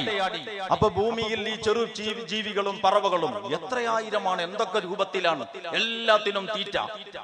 ഇനി നിങ്ങൾ കടലിലേക്ക് നോക്കൂ. പാലക്കാട് ജില്ലയിൽ കടലില്ല എന്നാണ് എന്റെ അറിവ്. ഇല്ലെങ്കിൽ എല്ലായിടത്ത് പോയിട്ട് കാണൂ. കടലിടക്ക് കാണേണ്ടത് നല്ല ഒരു കാഴ്ചയാണ്. എത്ര കണ്ടാലും മടുക്കാത്ത മനോഹരമായ ഒരു കവിതയാണ് കടൽ എന്ന് നമുക്ക് പറയാം. എത്ര കേട്ടാലും മടുക്കാത്ത വശ്യമനോഹരമായ ഒരു ഈണമാണ് കടലിൻ്റെത് എന്ന് നമുക്ക് പറയാം. ആ കടലിലേക്ക് നോക്കൂ. മത്തി എന്നൊക്കെ പറയുന്ന സാധനമുണ്ടല്ലോ, ചാള. എത്ര കാലമായി ഇത് പിടിക്കാൻ തുടങ്ങിയിട്ട്? എനിക്ക് ഓർമ്മ വെച്ച 1ാമത്തെ ദിവസം ഞാൻ ആദ്യമായിട്ട് വെല്ലിപ്പയുടെ കയ്യും പിടിച്ച് അങ്ങാടിയിൽ പോയ കാലത്ത് കൊട്ട നിറയെ മത്തി അന്ന് തുടങ്ങിയതാണ് ഞാൻ കാണാൻ. ഗൾഫ് രാജ്യങ്ങളിലൊക്കെ പോകുമ്പോൾ പല സൂപ്പർ മാർക്കറ്റുകളും അതുപോലെ വലിയ മീൻ മാർക്കറ്റുകളും ഒക്കെ ഒരു കൗതുകം എന്ന നിലക്ക് പോയി കാണും. സുലഭമായി മത്സ്യങ്ങൾ. ഇന്നിപ്പോ വണ്ടി എടുത്തിട്ട് ഈ ഹെലികോപ്റ്റർ എടുത്തിട്ട് നമ്മുടെ വെള്ളാപ്പള്ളി ഇലക്ഷൻ പ്രചരണത്തിന് പോയ മാതിരി നമ്മൾ ഈ കേരളത്തിൽ മൊത്തം മീൻ മാർക്കറ്റിൽ ഒന്ന് കറങ്ങിയാൽ ഇന്നൊരൊറ്റ ദിവസം എത്രയായിരം കോടി മത്സ്യം ഉണ്ടാകും ഈ കേരളത്തിൽ മാത്രം.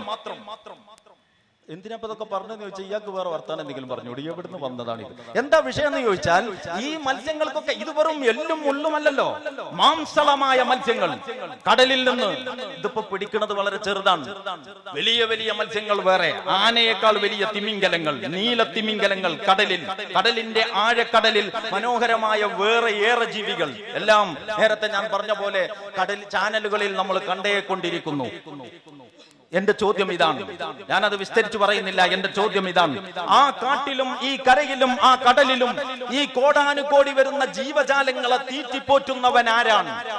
നിങ്ങളാണോ? നിങ്ങൾക്ക് എന്തെങ്കിലും പങ്കുണ്ടോ? അതാണ് പടച്ച തമ്പുരാൻ ചോദിച്ചത്, ഇവരാരെങ്കിലും ഒരു ഈച്ചയെ പടച്ചിട്ടുണ്ടോ? ഈച്ച ഇവരുടെ മുമ്പിലുള്ളത് ഈ കാണിക്ക തട്ടിയെടുക്കാൻ വന്നാൽ ഈച്ചയെ തടയാൻ ഇവർക്ക് കഴിയുമോ? അപ്പൊ ജമാഅത്തെ ഇസ്ലാമി ദൈവിക വ്യവസ്ഥ എന്ന് പറഞ്ഞിട്ടുള്ളത് ഏതെങ്കിലും ഒരു ദൈവത്തിന്റെ വ്യവസ്ഥ എന്ന നിലക്കല്ല, പ്രപഞ്ചനാഥന്റെ വ്യവസ്ഥ എന്ന നിലക്കാണ്. ഈ പ്രപഞ്ചത്തിനൊരു താളമുണ്ട്. ആകാശത്തിൽ അവന്റെ ആജ്ഞകൾ നടപ്പാക്കപ്പെടുന്നത് പോലെ ഈ ഭൂമിയിലും അവന്റെ ആജ്ഞാനുവർത്തികളായി മനുഷ്യർ മാറണം. ഇതാണ് ഇസ്ലാമിക ദൈവിക വ്യവസ്ഥിതിയുടെ താല്പര്യം. അതിനാണ് ദൈവിക വ്യവസ്ഥിതി എന്ന് പറയുന്നത്. അവിടെയാണ് ഞാൻ നേരത്തെ പറഞ്ഞിടത്തേക്ക് നിങ്ങളെ പിന്നെയും കൊണ്ടുപോകുന്നത്. ഇവിടെ ഒരു കമ്പനി മൈക്ക് സെറ്റ് ഇറക്കിയിട്ട് വേറെ ഒരു കമ്പനിയാണ് അതിന്റെ ഉപയോഗക്രമം പറയുന്നതെങ്കിൽ നമ്മുടെ പൊതുപരിപാടി ഇന്ന് വിജയിക്കില്ല. കാരണം മൈക്ക് വർക്ക് ചെയ്യില്ല. മൈക്ക് സെറ്റ് കണ്ടുപിടിച്ച കമ്പനി തന്നെ ഏതുമായിട്ട് ഘടിപ്പിക്കണം എന്നും എങ്ങനെ ഫിറ്റ് ചെയ്യണമെന്നും പറഞ്ഞതുപോലെ ചെയ്തത് കൊണ്ടാണ് ഈ ശബ്ദം വലിയ ശബ്ദമായിട്ട് നിങ്ങൾ കേട്ടുകൊണ്ടിരിക്കുന്നത്. ഇത് നമ്മളുടെ നിത്യജീവിതത്തിൽ നമ്മൾ അംഗീകരിച്ചതാണ്. നമ്മൾ ഒരു കമ്പനിയുടെ ഒരു ഇലക്ട്രിക്കൽ അല്ലെങ്കിൽ ഇലക്ട്രോണിക്കൽ ഉൽപ്പന്നത്തിന്, ഒരു കമ്പനിയുടെ സാധനത്തിന്, അതേ സാധനത്തിന്റെ വേറെ ഒരു കമ്പനിയുടെ മാനുവൽ ഉപയോഗിച്ചുകൊണ്ട് ഇത് വായിച്ച് മനസ്സിലാക്കി പ്രവർത്തിപ്പിക്കില്ല. മനുഷ്യൻ എന്ന ഈ അത്ഭുത പ്രതിഭാസത്തെ, ഏതത്ഭുത പ്രതിഭാസത്തെ? എന്റെ കണ്ണ് പോലെ കണ്ണില്ലാത്ത, എന്റെ വിരലഗ്രം പോലെ വിരലഗ്രമില്ലാത്ത, എന്റെ ഗന്ധം പോലെ ഗന്ധമില്ലാത്ത ഈ സവിശേഷതകൾ എത്രയായിരം കോടി മനുഷ്യരുണ്ടോ അത്രയായിരം കോടി മനുഷ്യർക്ക് വെവ്വേറെ നൽകിയ ആ അത്ഭുത സുന്ദര പ്രതിഭാസമായ ഈ ഉൽപ്പന്നത്തെ വിപണിയിൽ ഇറക്കിയ കമ്പനി ഇതിന്റെ കൂടെ വല്ല കാറ്റലോഗും ഇറക്കിയിട്ടുണ്ടോ? ഇതാണ് ചോദ്യം. ഉണ്ടെങ്കിൽ ഞാൻ പറയുന്നു, ആ ദൈവികമായ കാറ്റലോഗിനെയാണ് ഇസ്ലാമിക ശരീഅത്ത് അല്ലെങ്കിൽ മതം എന്ന് പറയുന്നത്. അതിന്റെ ലാസ്റ്റ് എഡിഷൻ മുഹമ്മദ് നബി സല്ലല്ലാഹു അലൈഹി വസല്ലമയിലൂടെ നമുക്ക് വന്നു ലഭിച്ച അതിന്റെ ലാസ്റ്റ് എഡിഷൻ, അതിനെയാണ് നമ്മൾ വിശുദ്ധ ഖുർആൻ എന്ന് പറയുന്നത്. ഇതൊക്കെ ഇപ്പൊ ഞാൻ പറഞ്ഞത് ഇസ്ലാമിക ശരീഅത്ത് എന്ന് പറഞ്ഞാൽ പേഴ്സണൽ ലോ അല്ല. നമുക്ക് ആ ചർച്ചയിലേക്ക് തന്നെ പോകാം. ഇസ്ലാമിക ശരീഅത്ത് എന്ന് പറഞ്ഞാൽ പേഴ്സണൽ ലോ അല്ല. അതിന് ഇങ്ങനെ ഒരു ഉദാഹരണം പറയാം, നിങ്ങളൊന്ന് കേട്ടു നോക്കൂ. നമ്മളൊരു മനോഹരമായ കടലിൽ, മനോഹരമായ ഒരു കപ്പലിൽ, അനുകൂലമായ കാലാവസ്ഥയിൽ, മനോഹരമായ ഒരു കപ്പലിൽ അനുകൂലമായ കാലാവസ്ഥയിൽ നമ്മൾ കാറ്റിലൂടെ കടലിലൂടെ അങ്ങനെ സഞ്ചരിച്ചു കൊണ്ടിരിക്കുമ്പോ പ്രത്യേകിച്ച് പ്രശ്നമൊന്നുമില്ല, എല്ലാവരും ഹാപ്പിയാണ്. കാറ്റും കോളും വന്നു, നാല് ഭാഗത്തു നിന്നും തിരമാലകൾ വന്നിട്ട് ആർത്തിരമ്പി ഈ കപ്പലിന്റെ പലകയിൽ ആഞ്ഞടിക്കാൻ തുടങ്ങി, ആണികൾ ഇളകാൻ തുടങ്ങി. കപ്പലിനകത്തേക്ക് വെള്ളം കയറി എന്നല്ല, കപ്പൽ മുങ്ങി. ആളുകൾ ഉദാരമായി വെള്ളം കുടിച്ചു. അങ്ങനെ മരണത്തോട് മല്ലടിക്കുന്ന സമയത്ത് ഈ മനോഹരമായ ഒരു കപ്പലിന്റെ പലക, ഒരു സാമാന്യം വലിപ്പമുള്ള ഒരു പലക, ഓർക്കണം, മനോഹരമായ കപ്പൽ പൊളിഞ്ഞിട്ട് എല്ലാവരും മൂക്കറ്റം വെള്ളം കുടിച്ചുകൊണ്ടിരിക്കുമ്പോ ആ മനോഹരമായ കപ്പലിന്റെ സാമാന്യം വീതിയുള്ള ഒരു പലക ഓളം വെട്ടി ഇവരുടെ മുമ്പിൽ വന്നു. ഇവരാ പലകയിൽ കയറിയിരുന്നു. ഈ പലക കിട്ടിയത് തന്നെ വലിയ ഭാഗ്യം എന്നിവർ കരുതി. നല്ല ഒരു കപ്പൽ ഉണ്ടായിരുന്നല്ലോ നമുക്ക് എന്ന കഥയെ ഇവർ മറന്നു. ഇങ്ങനെ ഒരു യാത്രാ സംഘം ഉണ്ടെങ്കിൽ ആ യാത്രാ സംഘത്തിന്റെ സ്ഥിതി എന്തോ ഇതാണ് ഈ പേഴ്സണൽ ലോ എന്ന് പറഞ്ഞു നടക്കുന്ന ശരീഅത്തെന്ന് കരുതുന്ന ആളുകളുടെ സ്ഥിതി എന്ന് നിങ്ങൾ മനസ്സിലാക്കണം. ഇതൊരു പലക മാത്രമാണ്, സാക്ഷാൽ കപ്പലൊന്ന് വേറെയാണ്. ആ കപ്പൽ അതിന്റെ പൂർണ്ണതയോടെ ആ കപ്പലിൽ അതിന്റെ പൂർണ്ണതയോടെ യാത്ര ചെയ്ത കാലത്ത് ഇസ്ലാമിക സമൂഹം അത്ഭുതങ്ങൾ ഉണ്ടാക്കിയിട്ടുണ്ട്. കുന്തും ഖൈറ ഉമ്മത്തിൻ ഉഖ്രിജത് ലിന്നാസ്. അതുകൊണ്ട് ഏതെങ്കിലും ഒരു പലകയിൽ കൂടലല്ല, ആ കപ്പലിനെ സമഗ്രമായി ഉൾക്കൊള്ളലാണ് സന്തുലിതത്വം എന്ന്.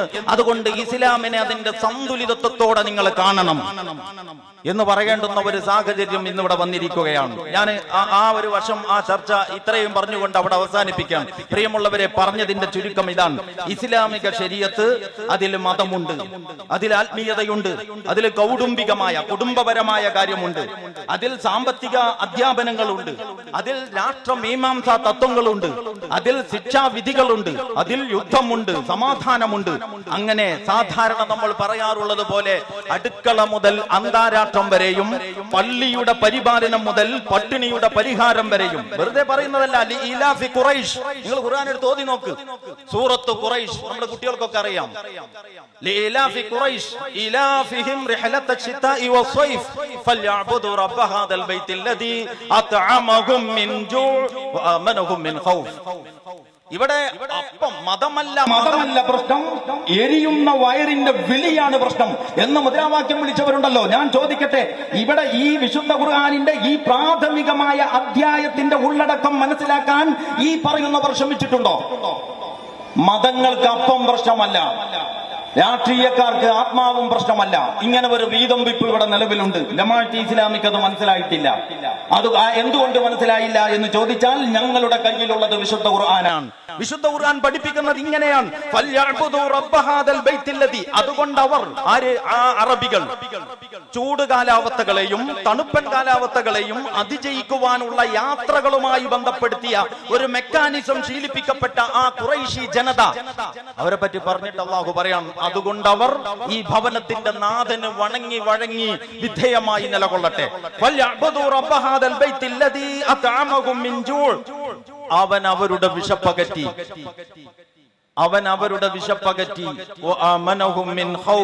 അവർക്ക് നിർഭയത്വം നൽകി. ആമാശയുമായി ബന്ധപ്പെട്ട പ്രശ്നമല്ല പേടി എന്ന് പറയുന്നത്, അത് ആത്മാവുമായി ബന്ധപ്പെട്ടതോ മനസ്സുമായി ബന്ധപ്പെട്ടതോ ആണ്. അപ്പോ മനസ്സിന്റെ വിഷയത്തെ പറ്റിയും ആമാശയത്തിന്റെ പ്രശ്നത്തെ പറ്റിയും വളരെ വ്യക്തമായിട്ട് പ്രാഥമിക അധ്യായങ്ങളിൽ തന്നെ വിശുദ്ധ ഖുർആനിന് കൃത്യമായ പ്രഖ്യാപനങ്ങളുണ്ട്. ഞങ്ങൾ മതത്തിന്റെ ആളുകളാണ്, ഞങ്ങൾ രാഷ്ട്രീയത്തിലേക്കില്ല, നിങ്ങൾ രാഷ്ട്രീയത്തിന്റെ ആളുകളല്ലേ, ഇങ്ങോട്ട് വന്ന അഭിപ്രായം പറയണ്ട എന്ന് നമ്മുടെ മതപണ്ഡിതന്മാർ പറയാറുണ്ടല്ലോ. ഈ വിഭജനം ഞങ്ങൾക്ക് മനസ്സിലായിട്ടില്ല. ഇതും മനുഷ്യന്റെ ജീവിതം വിഭജിക്കാൻ കഴിയില്ലെങ്കിൽ, ആ ജീവിതത്തെ കൈകാര്യം ചെയ്യുന്നതിന് പടച്ച തമ്പുരാൻ നൽകിയ ശരീഅത്തിനെയും വിഭജിക്കാൻ കഴിയില്ല, മതത്തെയും വിഭജിക്കാൻ സാധ്യമല്ല. അതുകൊണ്ട് ഓരോന്നിനും അതാതിൻ്റെതായ ഒരു സ്ഥാനമുണ്ട്, ഓരോന്നിനും അതിൻ്റെതായ ഒരു ക്രമമുണ്ട്. സന്തുലിതത്വം സമമാണ് എന്നല്ല, ഓരോന്നിന്റെയും അളവിൽ അതാതിന്റെ സ്ഥാനത്ത് ചേർക്കേണ്ട അളവിൽ ചേരേണ്ട തോതിൽ, അതാണ് സന്തുലിതത്വം. ഇത് ദൈവികമായി മാത്രം സാധ്യമായ സംഗതിയാണ്. ഞാൻ അതിന്റെ മറ്റു കാര്യങ്ങളിലേക്ക് ഇപ്പൊ കടക്കുന്നില്ല. പറഞ്ഞു വന്ന വിഷയം, ഈ ഒരു പ്രകൃതിയുടെ താളലയത്തോട് ചേർന്ന് നിൽക്കുന്ന ഒരു ജീവിത കാഴ്ചപ്പാട് ദൈവദത്തമായി ലഭിച്ചു. അതാണ് ഇസ്ലാമിക ശരീഅത്ത്. അതിനെ പക്ഷേ ഇവിടുത്തെ നാട്ടു നടപ്പനുസരിച്ച് നമ്മൾ വെട്ടിമുറിച്ചു, പലതാക്കി വിഭജിച്ചു, പല തട്ടുകളിലായിട്ട് വീതം വെച്ചു, പല കള്ളികളിലാക്കി മാറ്റി നിർത്തി, പല കോളങ്ങളിലായി അതിനെ തട്ടുതിരിച്ചു. അപ്പൊ എന്ത് സംഭവിച്ചു? കൃത്യമായ ഒരു ഏകീഭാവത്തോടു കൂടിയുള്ള ഒരു ജീവിത കാഴ്ചപ്പാടില്ലാതെ വന്നു. അപ്പൊ കണ്ണുപൊട്ടൻ ആനയെ തൊട്ടതുപോലെ തൊട്ടതൊക്കെയും സിദ്ധാന്തമായി ഓരോരുത്തർക്കും തോന്നി.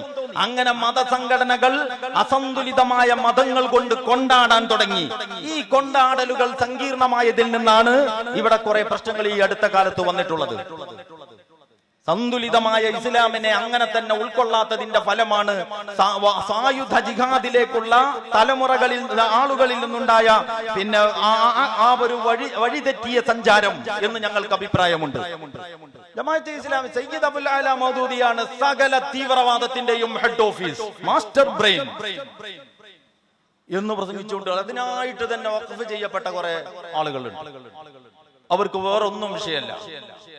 ഇന്ത്യ രാജ്യത്ത് അഭിമുഖീകരിക്കുന്ന യഥാർത്ഥത്തിലുള്ള പ്രശ്നം എന്താണോ അതുപോലും അവർക്ക് പ്രശ്നമല്ല. മാവോവാദി പ്രശ്നത്തെ കുറിച്ച് അവർ പറഞ്ഞാൽ അത്രയും അളവിൽ അതുണ്ട് എന്ന് നമുക്ക് മനസ്സിലാക്കാം. സയ്യിദ് അബുൽ അല മൗദൂദിയുടെ പുസ്തകങ്ങൾ വായിച്ചു പഠിച്ചാൽ, ജമാഅത്തെ ഇസ്ലാമിയുടെ പാർട്ടി പ്രവേശനത്തിന്റെ സംഘടനാ വ്യവസ്ഥയുടെ ഘടന എന്താണെന്ന് ചോദിച്ചാൽ, ഇതിൽ അംഗമാകണമെങ്കിൽ 500 രൂപ, അതിന്റെ താഴെയുള്ള ആ പദവിയിൽ വരണമെങ്കിൽ 250 രൂപ എന്ന മട്ടിലല്ല. ജമാഅത്തെ ഇസ്ലാമിയുടെ സംഘടനാ വ്യവസ്ഥയിൽ മെമ്പർഷിപ്പ് ഫീ എന്ന് പറയുന്ന പരിപാടി ഇല്ല. അതേസമയം ഉള്ളത് ഇന്ന പുസ്തകം വായിക്കണം. ജമാഅത്തിന്റെ കാർക്കുൻ എന്ന് ഉറുദുവിൽ പറഞ്ഞാൽ വർക്കർ എന്ന് നമുക്ക് ഇംഗ്ലീഷിൽ പറയാം, പ്രവർത്തകൻ എന്ന് മലയാളത്തിൽ പറയാം. ഒരാൾ ജമാഅത്തെ ഇസ്ലാമിയുടെ പ്രവർത്തകനാകണമെങ്കിൽ 5 പുസ്തകം വായിക്കണം. ഒരാൾ ജമാഅത്തെ ഇസ്ലാമിയുടെ അംഗമാകണമെങ്കിൽ 14 പുസ്തകം വായിക്കണം. ഇങ്ങനെയാണ് വ്യവസ്ഥ. ഈ പുസ്തകങ്ങളിൽ മിക്കതും സയ്യിദ് അബുൽ അല മൗദൂദിയുടേതാണ്. അപ്പൊ ഏറ്റവും വ്യവസ്ഥാപിതമായി മൗദൂദി സാഹിത്യങ്ങൾ വായിച്ച് പഠിച്ചുകൊണ്ടിരിക്കുന്ന കൂട്ടർ ഏറ്റവും സമാധാനപ്രിയരാവുക, ആ പുസ്തകം തന്നെ കാണാത്തവർ വർഗീയവാദികളാവുകയും ചെയ്യുന്നു എന്നതാണ് സംഭവം. എന്നിട്ട് മൗദൂദിയാണ് സകല തീവ്രവാദത്തിന്റെയും മാസ്റ്റർ ബ്രെയിൻ. ആ വിഷയത്തിൽ നിങ്ങൾ സംവാദത്തിന് സന്നദ്ധമാണോ എന്ന് വെല്ലുവിളിച്ചതായിട്ട് ഈ അടുത്ത് ഒരു വിദ്വാന്റെ വെല്ലുവിളി കാണാനിടയായി. നമുക്ക് അവരോട് പറയാനുള്ളത്, ചോദിക്കാനുള്ളത്, നിങ്ങൾ സയ്യിദ് അബുൽ അല മൗദൂദിയുടെ ഏതെങ്കിലും ഒരു പുസ്തകം ഒരാവർത്തി പൂർണ്ണമായി വായിച്ചിട്ടുണ്ടോ? വളരെ ലളിതമായ ചോദ്യമാണ്. ഞങ്ങൾ ഇവിടെ കമ്മ്യൂണിസത്തെ കുറിച്ച് പറയുന്നത് ക്യാപിറ്റൽ ഉൾപ്പെടെയുള്ള പുസ്തകങ്ങൾ വായിച്ചതിന് ശേഷമാണ്, ഞങ്ങൾ ഇവിടെ വിചാരധാര വിശകലനം ചെയ്തതിന് ശേഷമാണ് സംഘപരിവാർ അജണ്ടകളെ കുറിച്ച് പറഞ്ഞുകൊണ്ടിരിക്കുന്നത്. കാരണം ഞങ്ങൾ പ്രതിനിധാനം ചെയ്യുന്ന ആദർശ ഗ്രന്ഥത്തിന്റെ ഒന്നാമത്തെ ആഹ്വാനം വായന എന്നതാണ്. അതുകൊണ്ട് ഇന്ത്യ രാജ്യത്ത് അക്ഷരം കൊണ്ട് അമ്മാനമാടി ഗ്രന്ഥരചന നടത്തി വ്യക്തിമുദ്ര പതിപ്പിച്ച ഏതെങ്കിലും സംഘമുണ്ടെങ്കിൽ അത് ഇന്ത്യയിലെ ഇസ്ലാമിക പ്രസ്ഥാനമാണ്. അത് ഇന്ത്യയിലെ ഇസ്ലാമിക പ്രസ്ഥാനമാണ്. നമ്പർ 1. ഞാൻ ഖണ്ഡന ഭയം കൂടാതെ പറയുന്നു. നിങ്ങൾ ഉറുദുവിലേക്ക് നോക്കൂ, നിങ്ങൾ ഹിന്ദി ഭാഷയിൽ നോക്കൂ, നിങ്ങൾ ഇംഗ്ലീഷ് ഭാഷയിൽ, ഇന്ത്യ രാജ്യത്തിനകത്തെ കാര്യമാണ് ഞാൻ പറയുന്നത്. ഇന്ത്യ രാജ്യത്തിനകത്ത് ഇംഗ്ലീഷ് ഭാഷയിൽ സമഗ്രമായ ഇസ്ലാമിനെ പ്രതിനിധാനം ചെയ്യുന്നതും ആരുടെ മുമ്പിലും ധൈര്യമായിട്ട് കൊണ്ടുപോയി കൊടുക്കാവുന്നതുമായ ഗ്രന്ഥങ്ങൾ സംഭാവന ചെയ്തിട്ടുള്ള പുസ്തകം ഗ്രന്ഥശാല മർക്കസി മക്തബ ഇസ്ലാമി ജമാഅത്തെ ഇസ്ലാമിയുടേതാണ്. കേരളക്കരയിലേക്ക് നിങ്ങൾ വരൂ.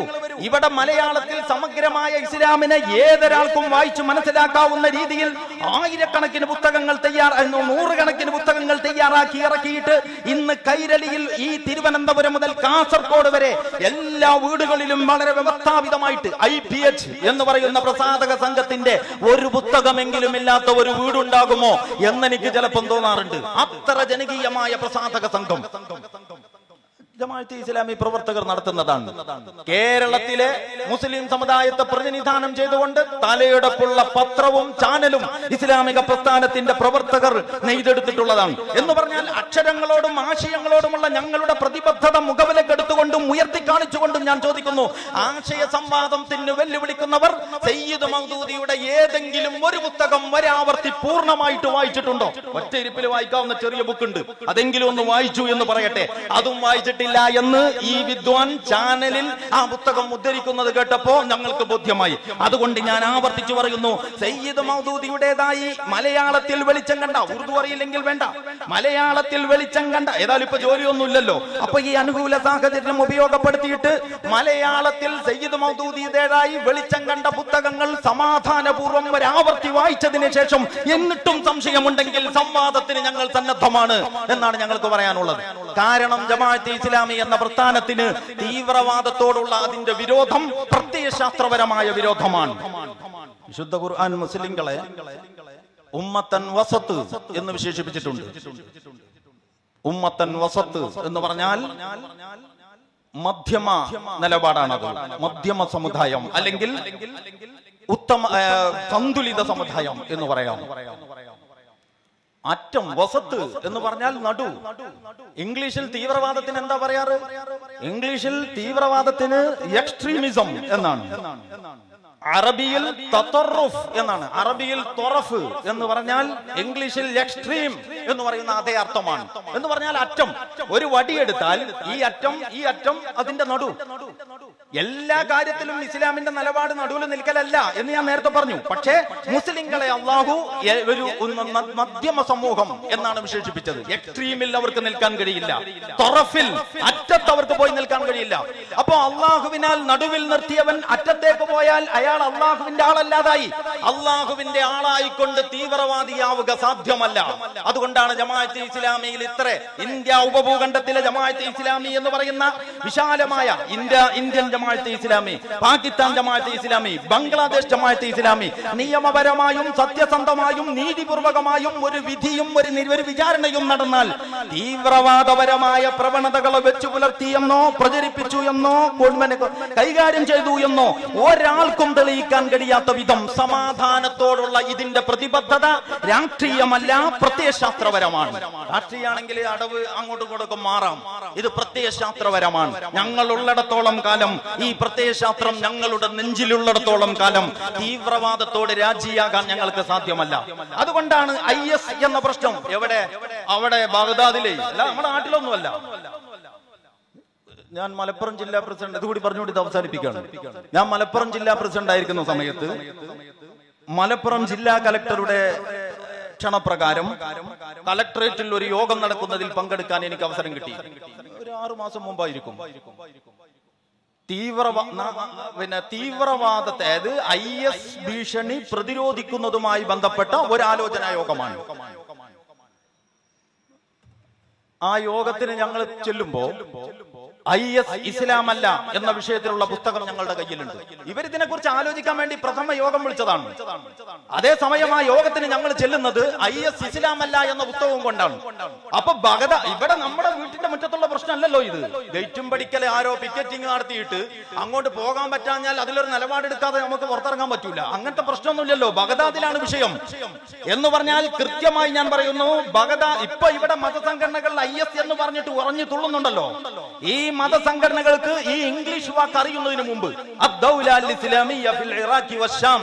സിറിയയിലും ഇറാഖിലുമായിട്ട് ഒരു ഇസ്ലാമിക രാഷ്ട്രം എന്ന് പറഞ്ഞുകൊണ്ട് സാമൂഹ്യ വിരുദ്ധ ശക്തികൾ ദീനുൽ ഇസ്ലാമിനെ വഷളാക്കാൻ വേണ്ടി കച്ചകെട്ടി രംഗത്ത് വരുന്നതിന് മുമ്പ്, ഇവരൊക്കെ അറിയുന്നതിന് മുമ്പ് 2015 സെപ്റ്റംബർ മാസത്തിൽ ജമാഅത്തെ ഇസ്ലാമി ക്യാമ്പയിൻ നടത്തിയിരിക്കുന്നു. IS ഇസ്ലാമല്ല ഈ കേരളത്തിൽ 2015 സെപ്റ്റംബറിൽ മതസംഘടനകൾ ചിന്തിച്ച് ഇപ്പൊ എത്തിയപ്പോ അവരെ വിഷയം ഇതിന്റെ ഉത്തരവാദിത്തം ഏതെങ്കിലും ഒരു കൂട്ടരുടെ പെരടിയിൽ വെച്ച് കെട്ടണം എന്നാ അവർ രക്ഷപ്പെട്ടു. അതിന്റെ ഉത്തരവാദിത്വം സലഫികൾക്കാണ്. എന്നാ പിന്നെ സലഫി അല്ലാത്തവരൊക്കെ രക്ഷപ്പെട്ടു എന്നാണ് ഈ സാധുക്കൾ കരുതുന്നത്. സലഫികൾ കരുതുന്നു മൗദൂദിക്കാണ്. എന്നാ പിന്നെ അവരും കൂടി രക്ഷപ്പെട്ടു എന്ന് അവർ കരുതുന്നു. ഇങ്ങനെ സ്വയം ഇരിക്കുന്ന വിവേകമില്ലാതെ ദീർഘവീക്ഷണമില്ലാതെ യാഥാർത്ഥ്യ ബോധമില്ലാതെ എവിടെയാണ് സംസാരിക്കുന്നതെന്നും എന്തിനെ പറ്റിയാണ് പറയുന്നതെന്നും അറിയാതെ ആരുടെയെങ്കിലും പരടിയിൽ വെച്ച് കെട്ടിയാൽ തീരുന്നതാണ് ഭീകരതയുടെ ഭീതി എന്ന് കരുതാൻ മാത്രം അല്പബുദ്ധികളായി പോയല്ലോ നമ്മുടെ സമുദായ നേതാക്കന്മാർ എന്ന ഒരു സങ്കടം ഞങ്ങൾക്കുണ്ട്. ഞാൻ പറയുന്നു, വളരെ കൃത്യമായിട്ട് ഞാൻ പറയുന്നു, ഇതുകൊണ്ടൊന്നും ഈ ഇരുട്ടുകൊണ്ടൊന്നും ഓട്ടയടക്കാൻ കഴിയില്ല. ആർജവമുള്ള നിലപാടെടുക്കാൻ നിങ്ങൾക്കാവണം. നിങ്ങളുടെ ഏറ്റവും ആർജവമുള്ള നിലപാട് നിങ്ങളുടെ അണികളോട്, നിങ്ങളുടെ പ്രഭാഷകന്മാരോട്, നിങ്ങളുടെ എഴുത്തുകാരോട്, നിങ്ങളുടെ പണ്ഡിതന്മാരോട് ഇസ്ലാം സന്തുലിതമാണ് എന്ന് അവർക്ക് മനസ്സിലാകുന്ന ഭാഷയിൽ നിങ്ങൾക്ക് പറയാൻ കഴിയുമോ? അതായിരിക്കും ഏറ്റവും വലിയ ചികിത്സ. അവിടെയാണ് ജമാഅത്തെ ഇസ്ലാമി ഉള്ളത്. അതിന്റെ ബാക്കി വിവരങ്ങൾ ഇവിടെ വേറെ വിഷയങ്ങളുമൊക്കെ ഇവിടെ ചർച്ച ചെയ്യപ്പെടുന്നത് കൊണ്ട് ഞാനിപ്പോ ഈ കുറഞ്ഞ നേരത്തെ സംസാരം ആ വിഷയത്തിലേക്ക് അധികം കൊണ്ടുപോകുന്നില്ല. ഒരു കാര്യവും കൂടി പറഞ്ഞ് ഞാൻ ഇത് അവസാനിപ്പിക്കാം. ജമാഅത്തെ ഇസ്ലാമിയുടെ പ്രവർത്തന രീതി സമാധാനപരമാണ് എന്ന് ഞാൻ നേരത്തെ പറഞ്ഞു. ആ സമാധാനത്തോടുള്ള ഇതിന്റെ പ്രതിബദ്ധത ഇതിന്റെ പ്രത്യയശാസ്ത്രപരമായ അടിത്തറകളിൽ നിന്നുണ്ടായതാണ് എന്നും ഞാൻ പറഞ്ഞു. ആ അടിസ്ഥാനപരമായ ആ ഒരു സമാധാനത്തോടുള്ള പ്രതിബദ്ധത വെച്ചുകൊണ്ട് മുസ്ലിം സമുദായത്തിന്റെ ഇടയിൽ സാമുദായിക സംസ്കരണത്തിന്റെ ചില അജണ്ടകളുമായി നിലകൊള്ളുന്ന ഒരു മതസംഘടനയാണ് ജമാഅത്തെ ഇസ്ലാമി എന്ന് നിങ്ങൾ ആരും തെറ്റിദ്ധരിക്കരുത് എന്നാണ് എനിക്ക് അവസാനം പറയാനുള്ളത്. എന്ന് പറഞ്ഞാൽ ജമാഅത്തെ ഇസ്ലാമിയുടെ അഭിസംബോധിതർ ഈ രാജ്യത്തിലെ എല്ലാ മനുഷ്യരുമാണ്. എല്ലാ മനുഷ്യരോടും കൃത്യമായും അവരുടെ ജീവിതത്തിന്റെ മർമ്മങ്ങളെ സ്പർശിക്കുന്ന ചില കാര്യങ്ങൾ ഞങ്ങൾക്ക് പറയാനുണ്ട്. അതിന്റെ ഒരു ചെറിയ ചുരുക്കം എന്റെ സംസാരത്തിന്റെ ആദ്യ ഭാഗത്ത് നിങ്ങൾ ആ കാട്ടിലേക്കും ഈ കരയിലേക്കും ആ കടലിലേക്കും നോക്കൂ. ഈ കോടാനുകോടി പക്ഷിമൃഗാദികൾക്ക് ഇടതടവില്ലാതെ തീറ്റ കൊടുത്ത് പരിപാലിക്കുന്ന നാഥൻ നിങ്ങളുടെ കാര്യത്തിൽ എന്തെങ്കിലും നിലപാടെടുത്തിട്ടുണ്ടോ എന്നാലോചിക്കാൻ നിങ്ങൾക്ക് ബാധ്യതയില്ലേ എന്ന് ഞാൻ ചോദിച്ചിട്ടുണ്ട്. അപ്പൊ ഈ രാജ്യത്തിലെ എല്ലാ മനുഷ്യരും അവരുടെ ജീവിതത്തെ കുറിച്ച് ഗൗരവത്തോടെ ചിന്തിക്കണം. എന്നിട്ട് അതിന്റെ ഉള്ളടക്കം തീരുമാനിക്കണം. അപ്പോഴത്തെ അന്നന്നത്തെ കാര്യലാഭങ്ങൾക്ക് വേണ്ടി എന്തെങ്കിലും കുതന്ത്രം കാണിച്ചത് കൊണ്ട് ഒരാളും രക്ഷപ്പെടാൻ പോകുന്നില്ല നാളെ ദൈവത്തിന്റെ മുമ്പിൽ എന്ന് നിസ്സംശയം ഞങ്ങൾ നിങ്ങളെ സ്നേഹ സാഹോദര്യ ബുദ്ധി അറിയിക്കുകയാണ്. അതുകൊണ്ട് ജമാഅത്തെ ഇസ്ലാമിയുടെ പ്രബോധനം ഈ രാജ്യത്തിലെ എല്ലാ മനുഷ്യരോടുമാണ്. മുസ്ലിം സമുദായത്തോട് സവിശേഷമായിട്ട് ഞങ്ങൾ ചിലത് പറയുന്നു എന്നതിന്റെ അർത്ഥം ഇതിന്റെ അജണ്ട സമുദായത്തിൽ പരിമിതമാണ് എന്ന് തെറ്റിദ്ധരിക്കരുത്.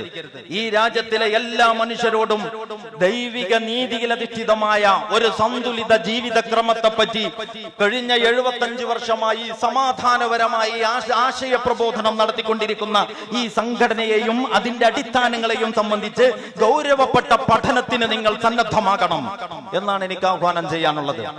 അങ്ങനെ ഒരു പഠനം നടത്തിയിട്ട് ഇത് കൊള്ളൂല്ല എന്ന് നിങ്ങൾക്ക് തോന്നുകയാണെങ്കിൽ നമുക്കൊരു പരിഭവമില്ല.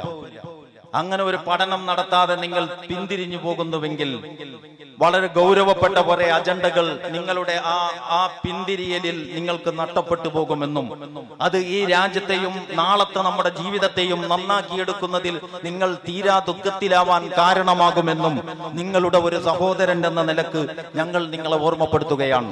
അതുകൊണ്ട് നമുക്ക് ഒരുമിച്ച് ആഴമുള്ളതും ഗൗരവപ്പെട്ടതും സംയമനം വേണ്ടതും സമാധാനം കാക്ഷിക്കുന്നതുമായ ആശയ സംവാദങ്ങളുടെയും ചർച്ചകളുടെയും കൊള്ളക്കൊടുക്കകളുടെയും കുറെ ദിവസങ്ങൾ സൃഷ്ടിക്കണം എന്നുള്ളതാണ് 2017 ജനുവരി 22 ഞായറാഴ്ച പാലക്കാട് ജില്ലാ കമ്മിറ്റിയുടെ ആഭിമുഖ്യത്തിൽ ജമാഅത്തെ ഇസ്ലാമിയുടെ ജില്ലാ സമ്മേളനം എന്ന് ഞങ്ങൾ പ്രഖ്യാപിക്കുമ്പോൾ ഇങ്ങനത്തെ കുറെ ആശയപരമായ കൊള്ളക്കൊടുക്കകളുടെ നാളുകളാണ് വരാനിരിക്കുന്നത് എന്ന ഒരു ആഹ്വാനമാണത് എന്ന് ഞങ്ങളെ അറിയിച്ചുകൊണ്ട് ആ ഒരർത്ഥത്തിൽ ഈ സന്ദേശം ഏറ്റെടുത്ത് ഓരോരുത്തരും ജനങ്ങളിലേക്ക് ഇറങ്ങി ഈ ദൈവികമായ ഉത്തരവാദിത്ത നിർവഹണത്തിൽ അവരവരുടേതായ പങ്ക് അടയാളപ്പെടുത്തണമെന്ന് ആ പ്രവർത്തകരോടും ഗുണകാംക്ഷികളോടും അപേക്ഷിച്ചുകൊണ്ട് ഈ ശബ്ദം കേട്ട ഇതിന്റെ പ്രവർത്തകരും സഹയാത്രികരും അല്ലാത്ത ആളുകളുണ്ടെങ്കിൽ ഇതിനെക്കുറിച്ച് ഗൗരവപൂർവമായ ഒരു പഠനത്തിന്